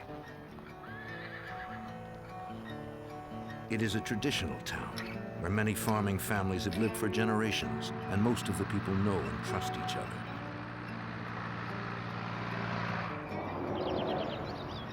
At 11 a.m. on the day before Thanksgiving, November 25th, 1992, the children of Paces Creek Elementary School were looking forward to a special holiday luncheon before they left for the long weekend. Keep up the good work. What are we doing over here? Oh, we've got the glue going. Where's Scotty? Oh, we're doing a turkey in the hand. 10-year-old Scotty Baker was especially excited. After school, he was to stay at his grandmother's house until his father picked him up on Thanksgiving morning. Scotty planned to spend the entire weekend traveling alone with his father on a long-haul trucking run. Since his parents were divorced, Scotty relished the time he spent with his father and loved to ride in the trucks his dad drove for a living.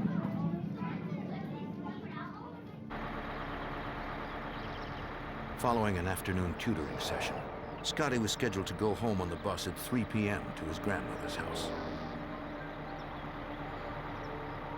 For Scotty's mother, Ruth, it would be the first Thanksgiving her youngest child was away from her.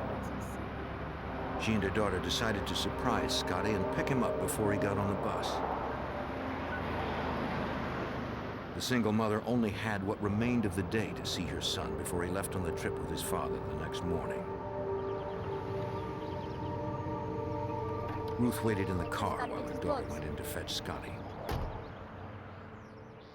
I picked Scotty up at school that day instead of having him ride the bus to his grandmother's house because he was going to be gone with his father the full Thanksgiving weekend. And I just wanted to see him before he left. Do you guys know where Scotty is? Scotty's sister asked some of his classmates if they'd seen him, but they hadn't. Excuse me. Do you know where Scotty is? His teacher said that he had not shown up for his scheduled after-school tutoring, but figured he had skipped it to start his long weekend. Have a happy Thanksgiving. You too. Where's Scotty? I don't know. I looked outside for him and no one's seen him. I asked the teacher. Ruth hadn't called ahead, so she thought Scotty had probably taken the bus as previously planned. I just thought there was some sort of a misunderstanding as to, you know, whether he was supposed to stay that day. I thought he just rode the bus back to his grandmother's house, and somewhere we had just missed him. Scotty's grandmother lived close by, so the boy would certainly be there by now. I'll go upstairs and check for him. Great, thanks. Dorothy! But Scotty's grandmother had not seen him get off the bus that day. No, I took him to school, dropped him off at school. Ruth called his friend's parents in the neighborhood, This is Scotty's mom. but none of their children had seen Scotty either. When we searched the neighborhood and realized that he didn't go home with any of the kids, we went back to school to try to find out if maybe he'd stayed there for some reason, missed the bus, or at that point we didn't know what to think. Scotty had never got on the bus and went home with another child or went anywhere without telling either myself or his grandmother. Ruth found the principal in the main office and asked for his help to locate her son. By this time, the teachers had all gone home for the holiday weekend. The principal told her he would try to contact Scotty's teachers at home. Then Ruth made an alarming discovery. She saw that Scotty had been signed out at 11:20 that day. The sign-out book was just laying there on the desk, and I just happened to look down and see it, and see his name on it. and it said Scotty Baker had been signed out by Patricia Smith. Signed out by Patricia. Ruth recognized the name. Scotty's father had a cousin named Patricia Smith that Ruth had met once years before. It was strange that the cousin would have picked up Scotty without telling anyone in the immediate family, since she wasn't authorized. The principal called the school secretary to find out more. He reached her at a hospital where she was visiting a sick relative. The principal asked if she had released Scotty to a woman named Patricia Smith 6 hours earlier. She confirmed that she had. The secretary recalled that Patricia Smith, a dark-haired woman with glasses, walked into the office at about 11:15 a.m. The young woman said she was Scotty's cousin and was picking him up to take him to his father. When Scotty's 5th grade class passed by the front office on their way to the Thanksgiving luncheon, the secretary summoned Scotty with exciting news. Your cousin's here. You can go, Bobby. His cousin had come to take him early from school. The secretary knew most of the children's parents and relatives, but she had never met Patricia Smith before. She added that Scotty didn't seem afraid of the woman and he left willingly.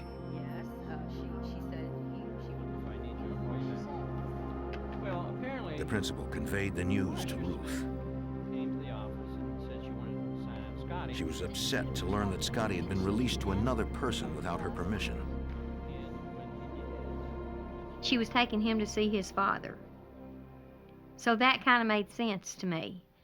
Because if Donnie was out on the road and he was just going to swing in, he might have had somebody pick him up, but it was strange to me why it would be somebody that Scotty didn't know. Apparently knew each other, and Scotty was... Ruth didn't know Patricia Smith either, nor did she know her number. No, and she didn't because... She demanded that the principal call the authorities. Kentucky State Police sent 2 troopers to the school to help track down the missing juvenile.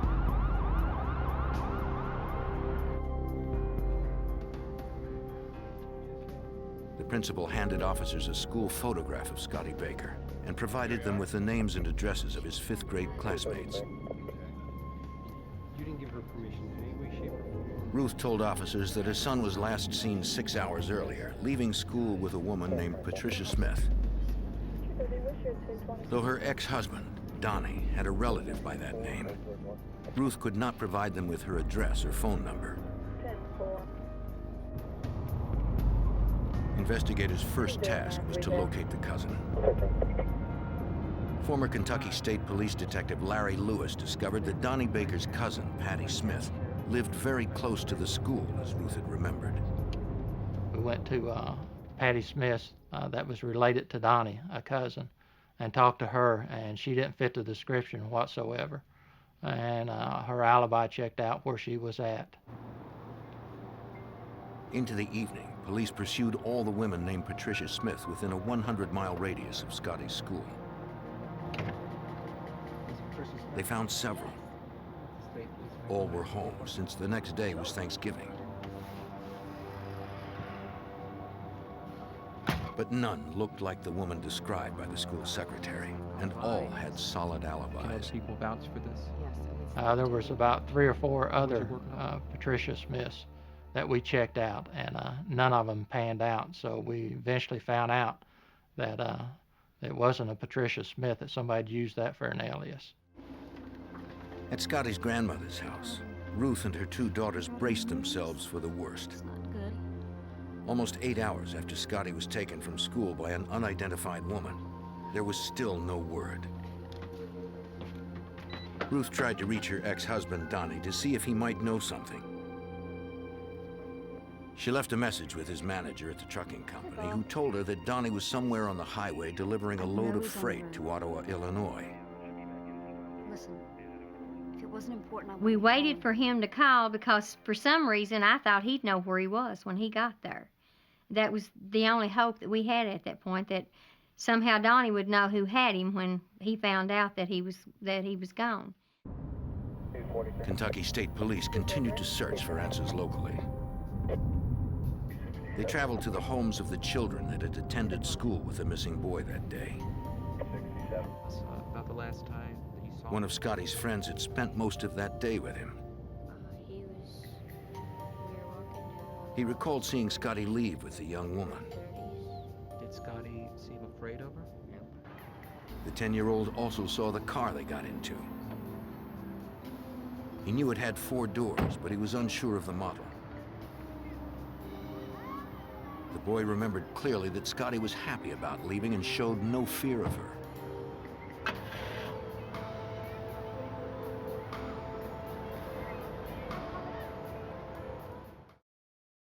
Do you note her hair color? He said that all Scotty had talked about that day was traveling on the road alone with his father.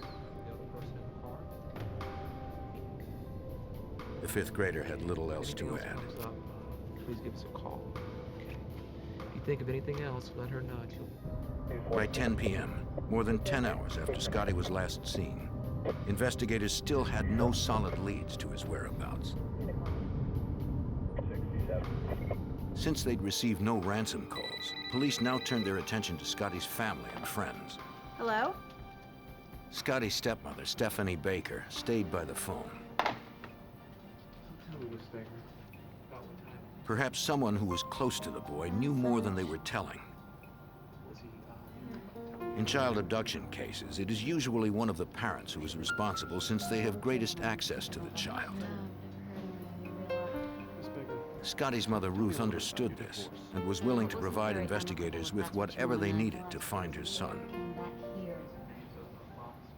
Of course, any law enforcement official, I think that's their first thought, that the mother and father have something to do with it when a child disappears. I think that's the first people they investigate. And in this case, they immediately thought Donnie or I had something to do with it, simply because we were divorced. Detectives asked about her relationship with her ex-husband, Donnie. Every time he would go over there, he would always come home complaining. She said that she and Donnie were distant, but for Scotty's sake, they remained generally respectful of each other. The couple had divorced 5 years prior. According to Ruth, the divorce was acrimonious, with custody of their son acting as the main point of contention. Saturday to see my son. Why now? After some wrangling, Ruth and Donnie agreed to joint custody. To her knowledge, when her ex-husband had Scotty on the weekends, he always treated their son well. In fact, Ruth believed if there was anyone who might harm her boy, it was Stephanie, her ex-husband's new wife of 9 months. Thanks. Ruth claimed that Stephanie was jealous of Scotty's closeness with his father.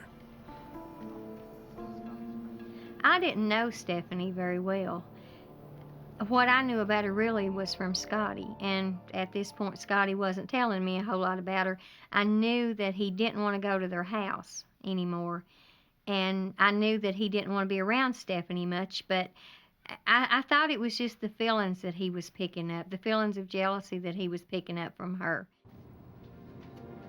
Investigators thought that Ruth might also be jealous of Donnie's new wife as well, for the time that Stephanie and Scotty's father had been spending with the 10-year-old. With mixed motives and emotions, Detective Lewis believed at least one of Scotty's guardians was likely responsible for the boy's disappearance. There were several suspects from the beginning. Stephanie Baker, because she was the stepmother, Donnie Baker, because he was the father, and Ruth Baker, because she was the mother. There was a conflict between Ruth and Stephanie, so those 3 were the main suspects. By midnight, November 26th, Scotty had been missing for over 12 hours. Scotty's father, Donnie Baker, was returning from Illinois, where he had learned of his son's disappearance. He had dropped off his rig and hitched a ride back to London, Kentucky with a friend. Donnie's wife, Stephanie, and her father were waiting at a truck stop to pick him up.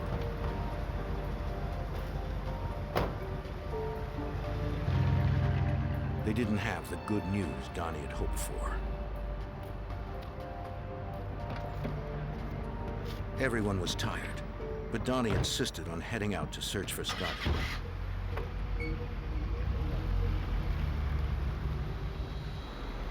He and Stephanie drove to some nearby woods where Donnie and Scotty had often hunted and shot at targets together. But they found no sign of his missing son. Scotty! With dawn approaching, Stephanie pleaded with Donnie to give up for the night and head home. He finally relented. Early on Thanksgiving morning, Donnie and his ex-wife Ruth set out to distribute flyers with Scotty's photo. With their 10-year-old son now missing for almost 24 hours, tension got the better of them. They accused each other of taking Scotty and hiding him. Despite their mutual suspicions, Donnie and Ruth continued canvassing the area. Thank you. They posted flyers in every business that was open on Thanksgiving.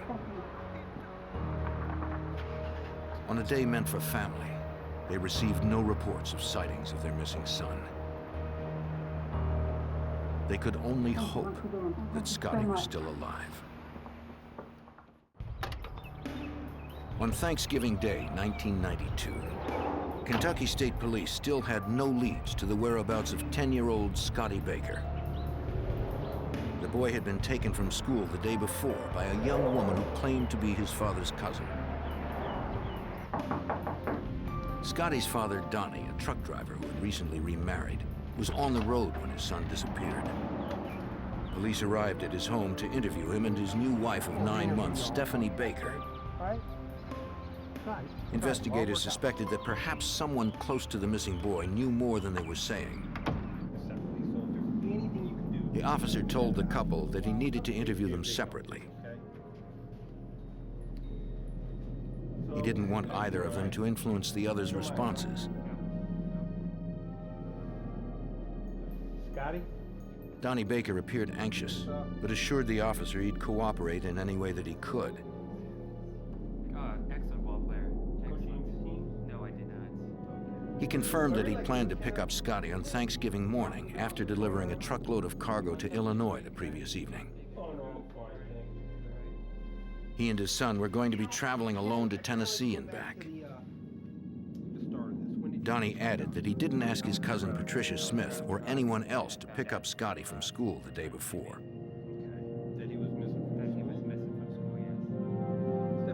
Stephanie told the trooper that the morning that Scotty was taken, she was at home doing laundry with her friend Suzanne. Stephanie suspected that Donnie's first wife, Ruth, was probably hiding Scotty somewhere. Not really any problems. She believed that Ruth was jealous of her marriage to Donnie, and that her husband's ex-wife would try something drastic to win him back. Okay, yeah, she had a fuller.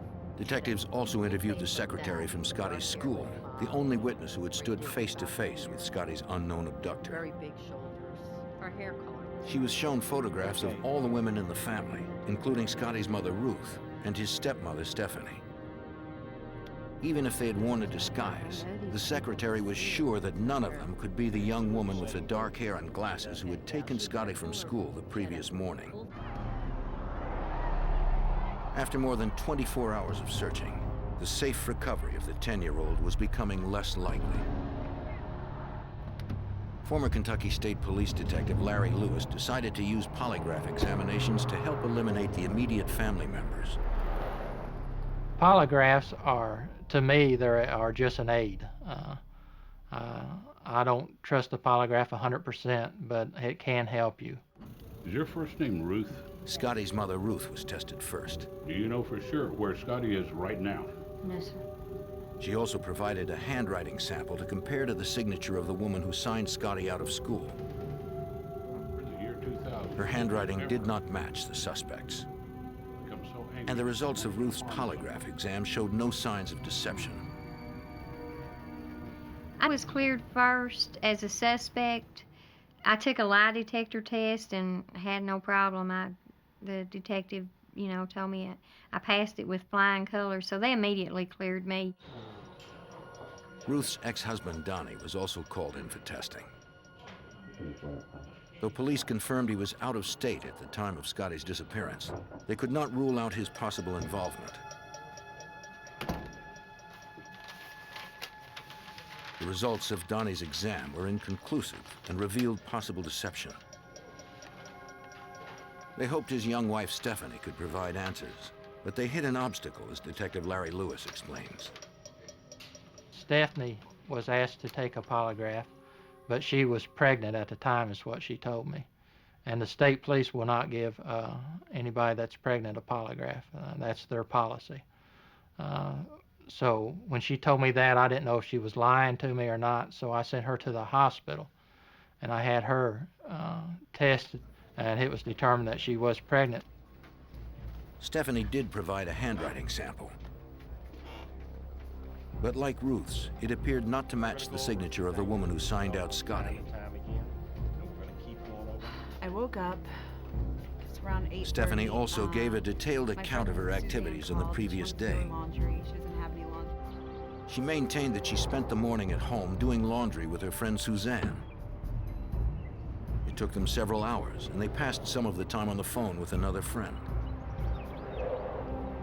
By the early afternoon, they had finished their wash and planned to head back to Suzanne's house. That's when Suzanne realized she had lost her keys and feared she had locked them in the trunk. Are you kidding me? So we decided to call. Stephanie called several locksmiths, but found none that were immediately available. So Suzanne called her mother, who came to pick her up. Suzanne had a spare key at her mother's. Around 8:30. Stephanie gave investigators Suzanne's address so they could corroborate the story.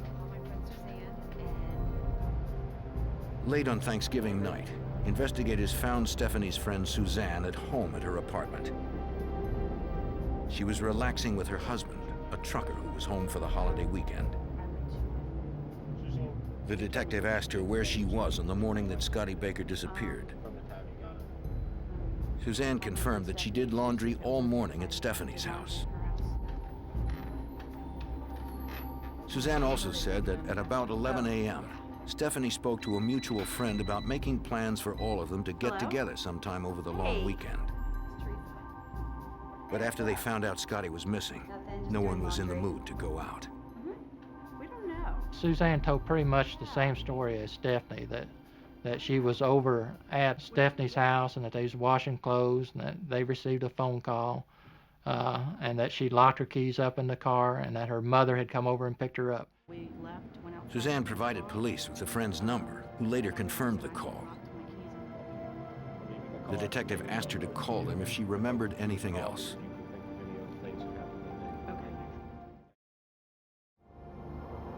As snow dusted London, Kentucky on Thanksgiving night, Scotty was still nowhere to be found.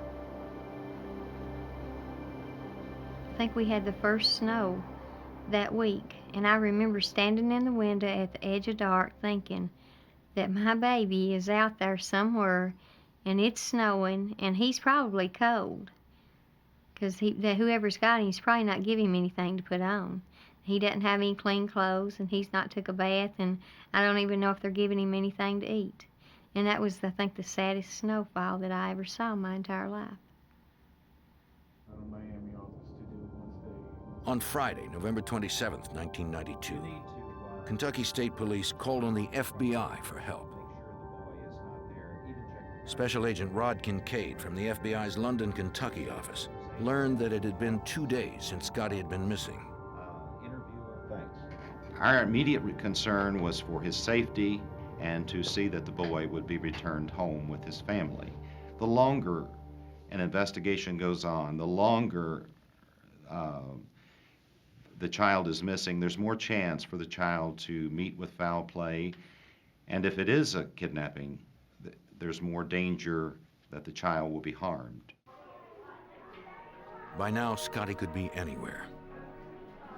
And investigators hoped there was still enough time to rescue the 5th grader from his unknown abductor. On November 27th, 1992, the day after Thanksgiving, the small town of London, Kentucky was still reeling from the disappearance of 10-year-old Scotty Baker, who had now been missing for 2 days. Since the 5th grader was last seen with a woman who claimed to be a relative, FBI Special Agent Rod Kincaid, along with local detectives, looked to Scotty's family for answers.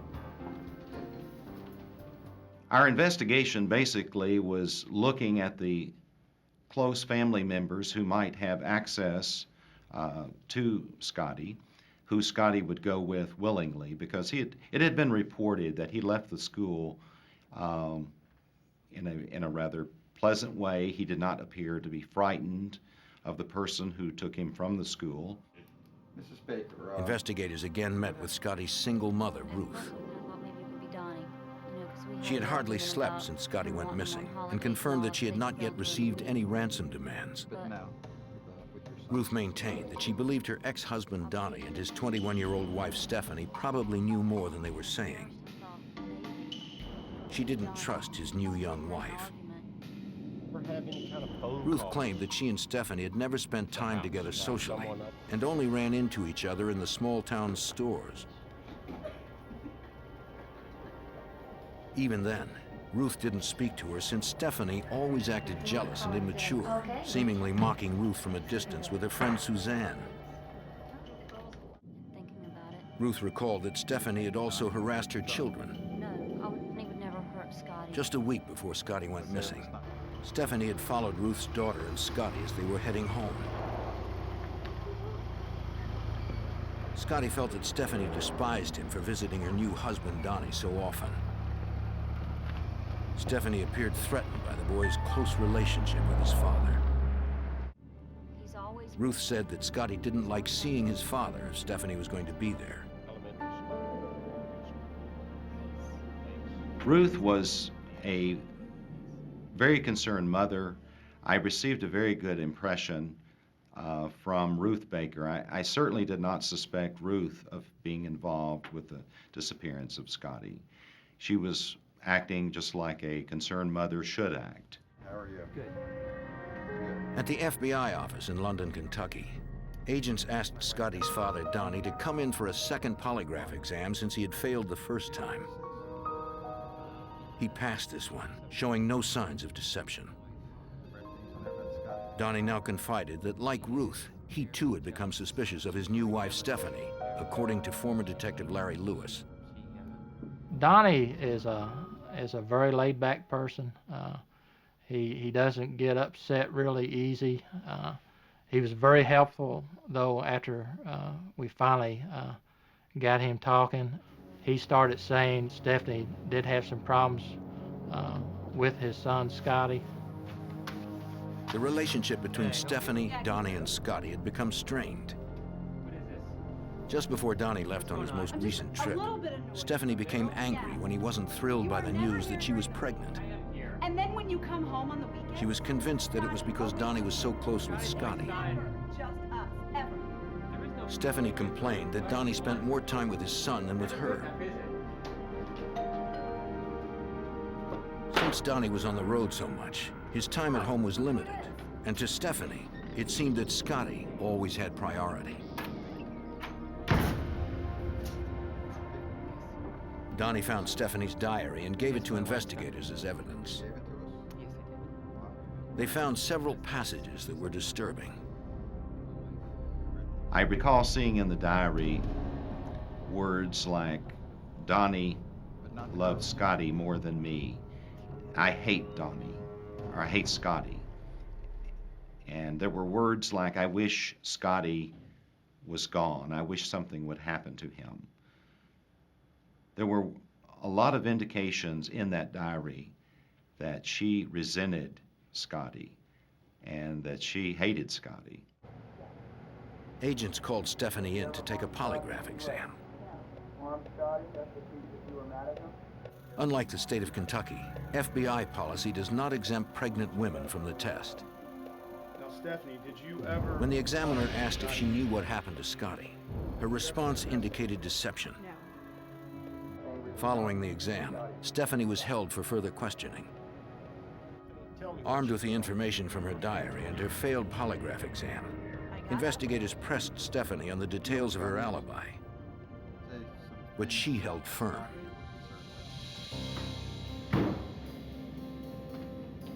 She repeated her claim that on November 25th, the day Scotty disappeared from school, she was at home with her friend Suzanne doing laundry the entire day. Stephanie also mentioned the phone conversation she had with a second friend starting at 11 a.m., corroborating Suzanne's version of events. Hey, what's up? The timing of the phone call was critical, since Scotty was taken at 11:20 a.m. But agents could not confirm the call with phone records since it was a holiday weekend and phone company personnel would not be back in the office until Monday morning.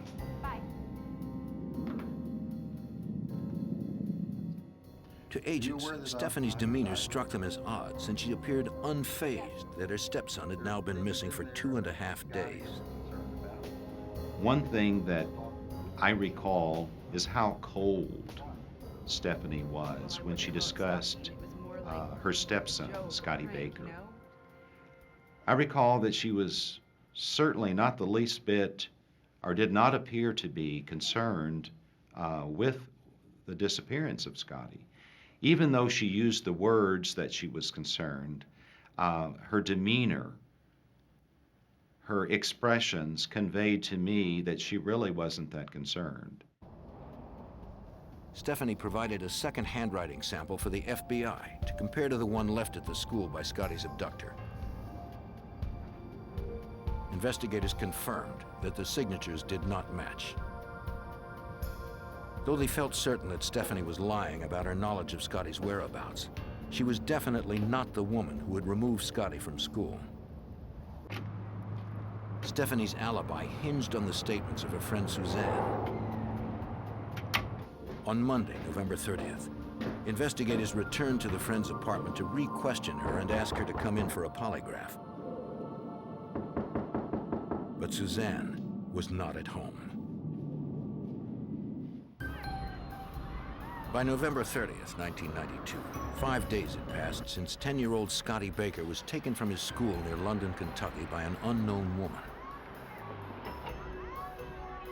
It's never just us. Scotty is The FBI and Kentucky state detectives believed Scotty's stepmother, Stephanie, was somehow involved since she was found to be deceptive on her polygraph exam.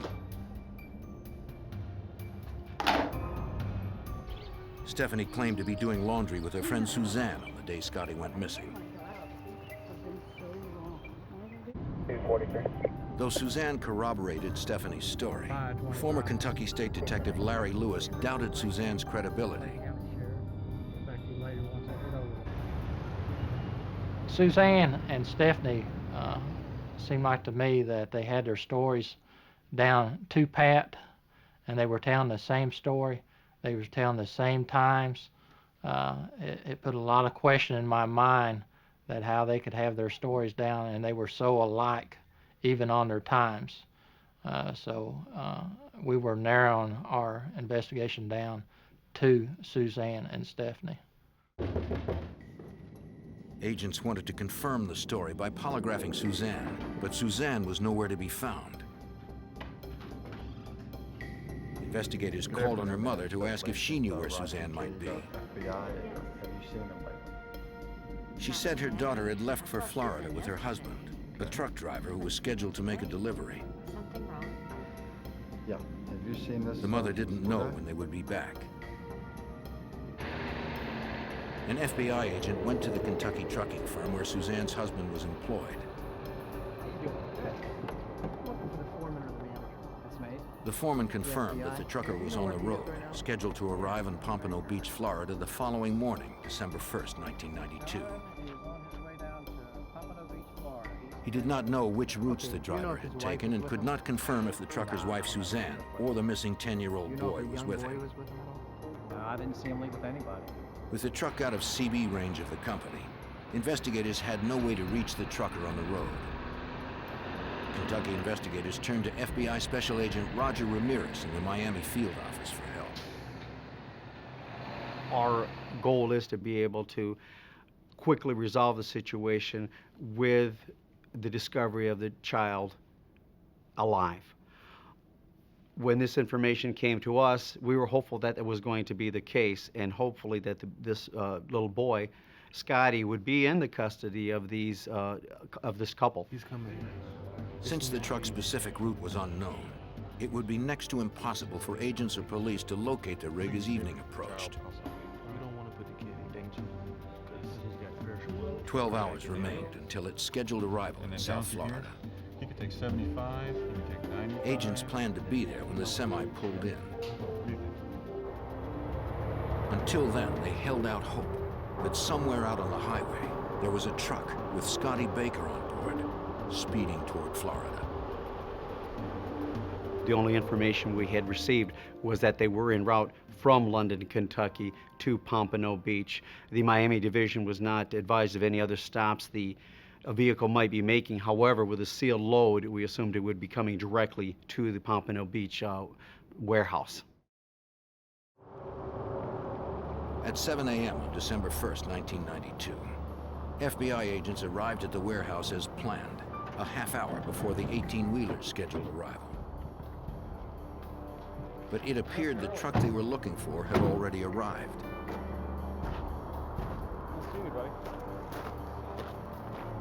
A license plate check confirmed it.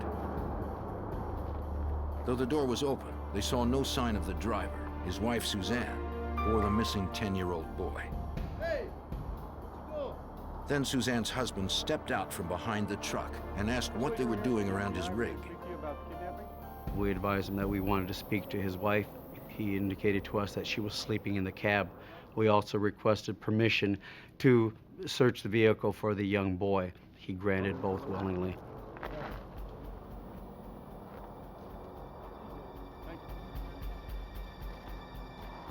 The child was not there, but Suzanne was. She climbed out, still groggy from sleeping. Suzanne said she didn't understand why they wanted to talk to her.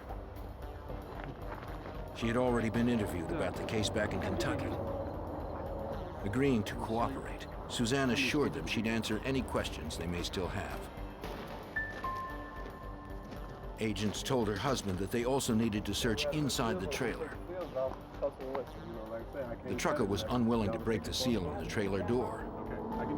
If it were broken, his client could refuse the goods.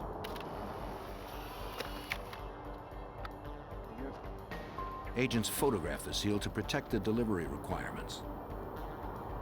Yes, sir. Thank you. Satisfied, the trucker raised the door.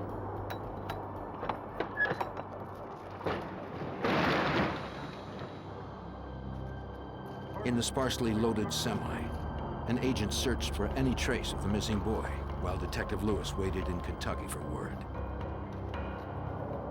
In my heart, I knew after about 24 hours that more than likely that foul play had been committed. But I was still hoping at that time that he would be in the truck, but it proved out that he wasn't. The Florida agent asked Suzanne to tell him everything she knew about her friend Stephanie's 10-year-old stepson, Scotty. Suzanne said she knew nothing and claimed that she had never even met the boy. She agreed to return to the office so they could fingerprint and photograph her. Her husband needed to stay at the warehouse with his truck. Agents in Florida received further instructions from Agent Rod Kincaid in Kentucky. I asked them to conduct a polygraphic examination of Suzanne to test her veracity concerning her recollection of the events, and to obtain handwriting exemplars from Suzanne and have her write wording similar to that used in the sign-out log, especially the words Patricia Smith. At the field office in Miami, Suzanne was photographed, fingerprinted, and polygraphed as requested. Suzanne was found to be deceptive on her alibi during Scotty Baker's disappearance. Anyone to cause Scotty's disappearance. And though she had denied it, the test also revealed that she likely knew where he was now.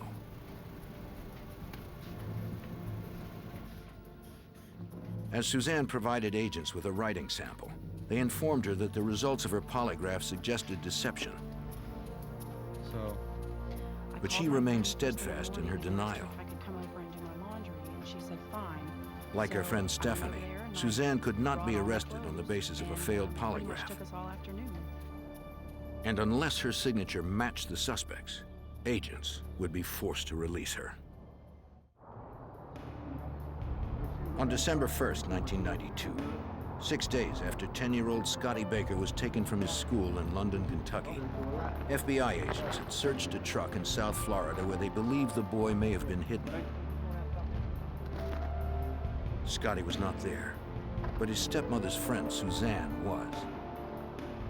Though she and Stephanie were close, Suzanne claimed she had never met Scotty, according to FBI Special Agent Roger Ramirez. Suzanne denied any knowledge and or involvement in the disappearance of Scott Baker. She indicated she'd never even seen the child in person and only seen him in photographs. Suzanne accompanied agents to the Miami FBI field office, where she provided a writing sample to compare to the one left by Scotty's abductor. She had also consented to take a polygraph exam, and it had revealed possible deception. In spite of the results, the 22-year-old continued to insist that she and her friend Stephanie Baker had no involvement in the abduction of Stephanie's stepson, Scotty. At the Miami field office, she gave basically a similar account, initially denying any involvement in her knowledge. However, we as investigators felt that there was something missing and there was something that she was not telling us. Help to find that young boy. After an hour of questioning, Suzanne finally broke. She may have realized that it was only a matter of time until the FBI positively matched her signature to the woman's that had removed Scotty from school 6 days earlier. Suzanne admitted that she had portrayed herself as Patricia Smith, acting as if she was the boy's distant relative.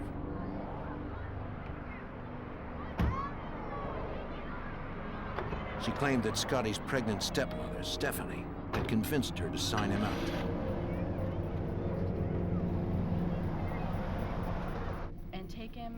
Suzanne said Stephanie wanted to get back at her husband. I didn't know that any of this was going to happen. Suzanne informed us they took Scotty out of school to scare him. Stephanie was jealous of the relationship that the child had with its father, Donnie Baker. Stephanie was pregnant with Donnie's child at the time, and she was jealous of the relationship. I need to talk to you. Stephanie Baker's plan was to scare him to keep him from going to visit his father. Stephanie arrived at Suzanne's apartment the day before Thanksgiving, November 25th at 9:30 a.m.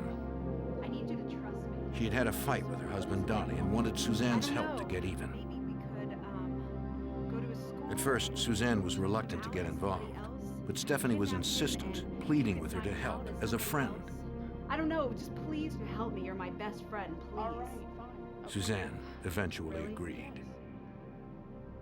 Suzanne donned a disguise which would have facilitated her removing the child. Stephanie also provided her the name of this relative to sign on the dismissal form. Scotty had never met his father's cousin, Patricia Smith, nor Suzanne.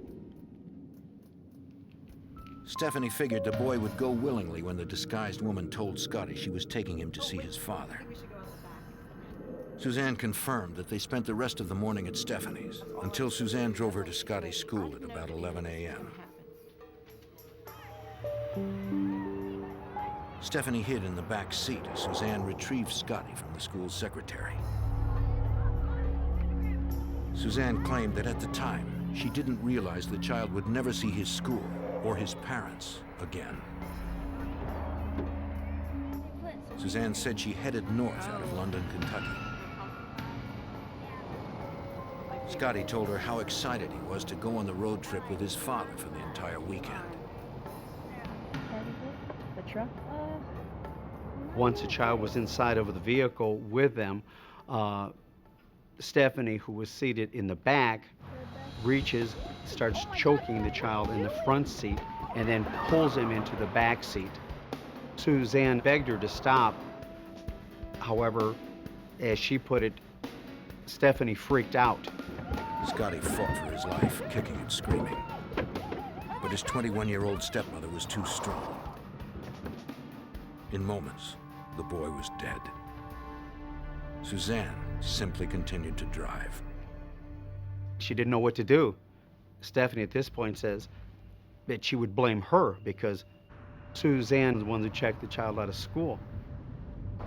As a result, Suzanne basically felt she had no choice other than to agree to help dispose of the body. The women drove to an abandoned strip mine nearby. They searched for a spot to hide the body away from the road. Where are we going? Up here. Suzanne said a few hours later, they returned with gasoline to burn the corpse before burying it.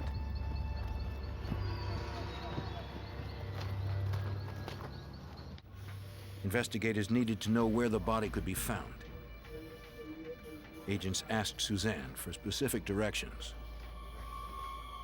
So I provided her a pen and piece of paper for her to draw the exact location as to where the body had been placed. Suzanne then drew a very detailed map as to where the body of Donald Scott Baker could be located in the London, Kentucky area.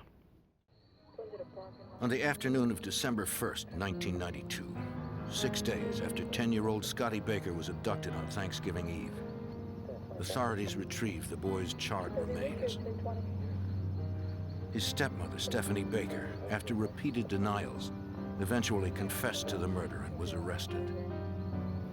Residents were shocked that a pregnant woman could have done this to a child.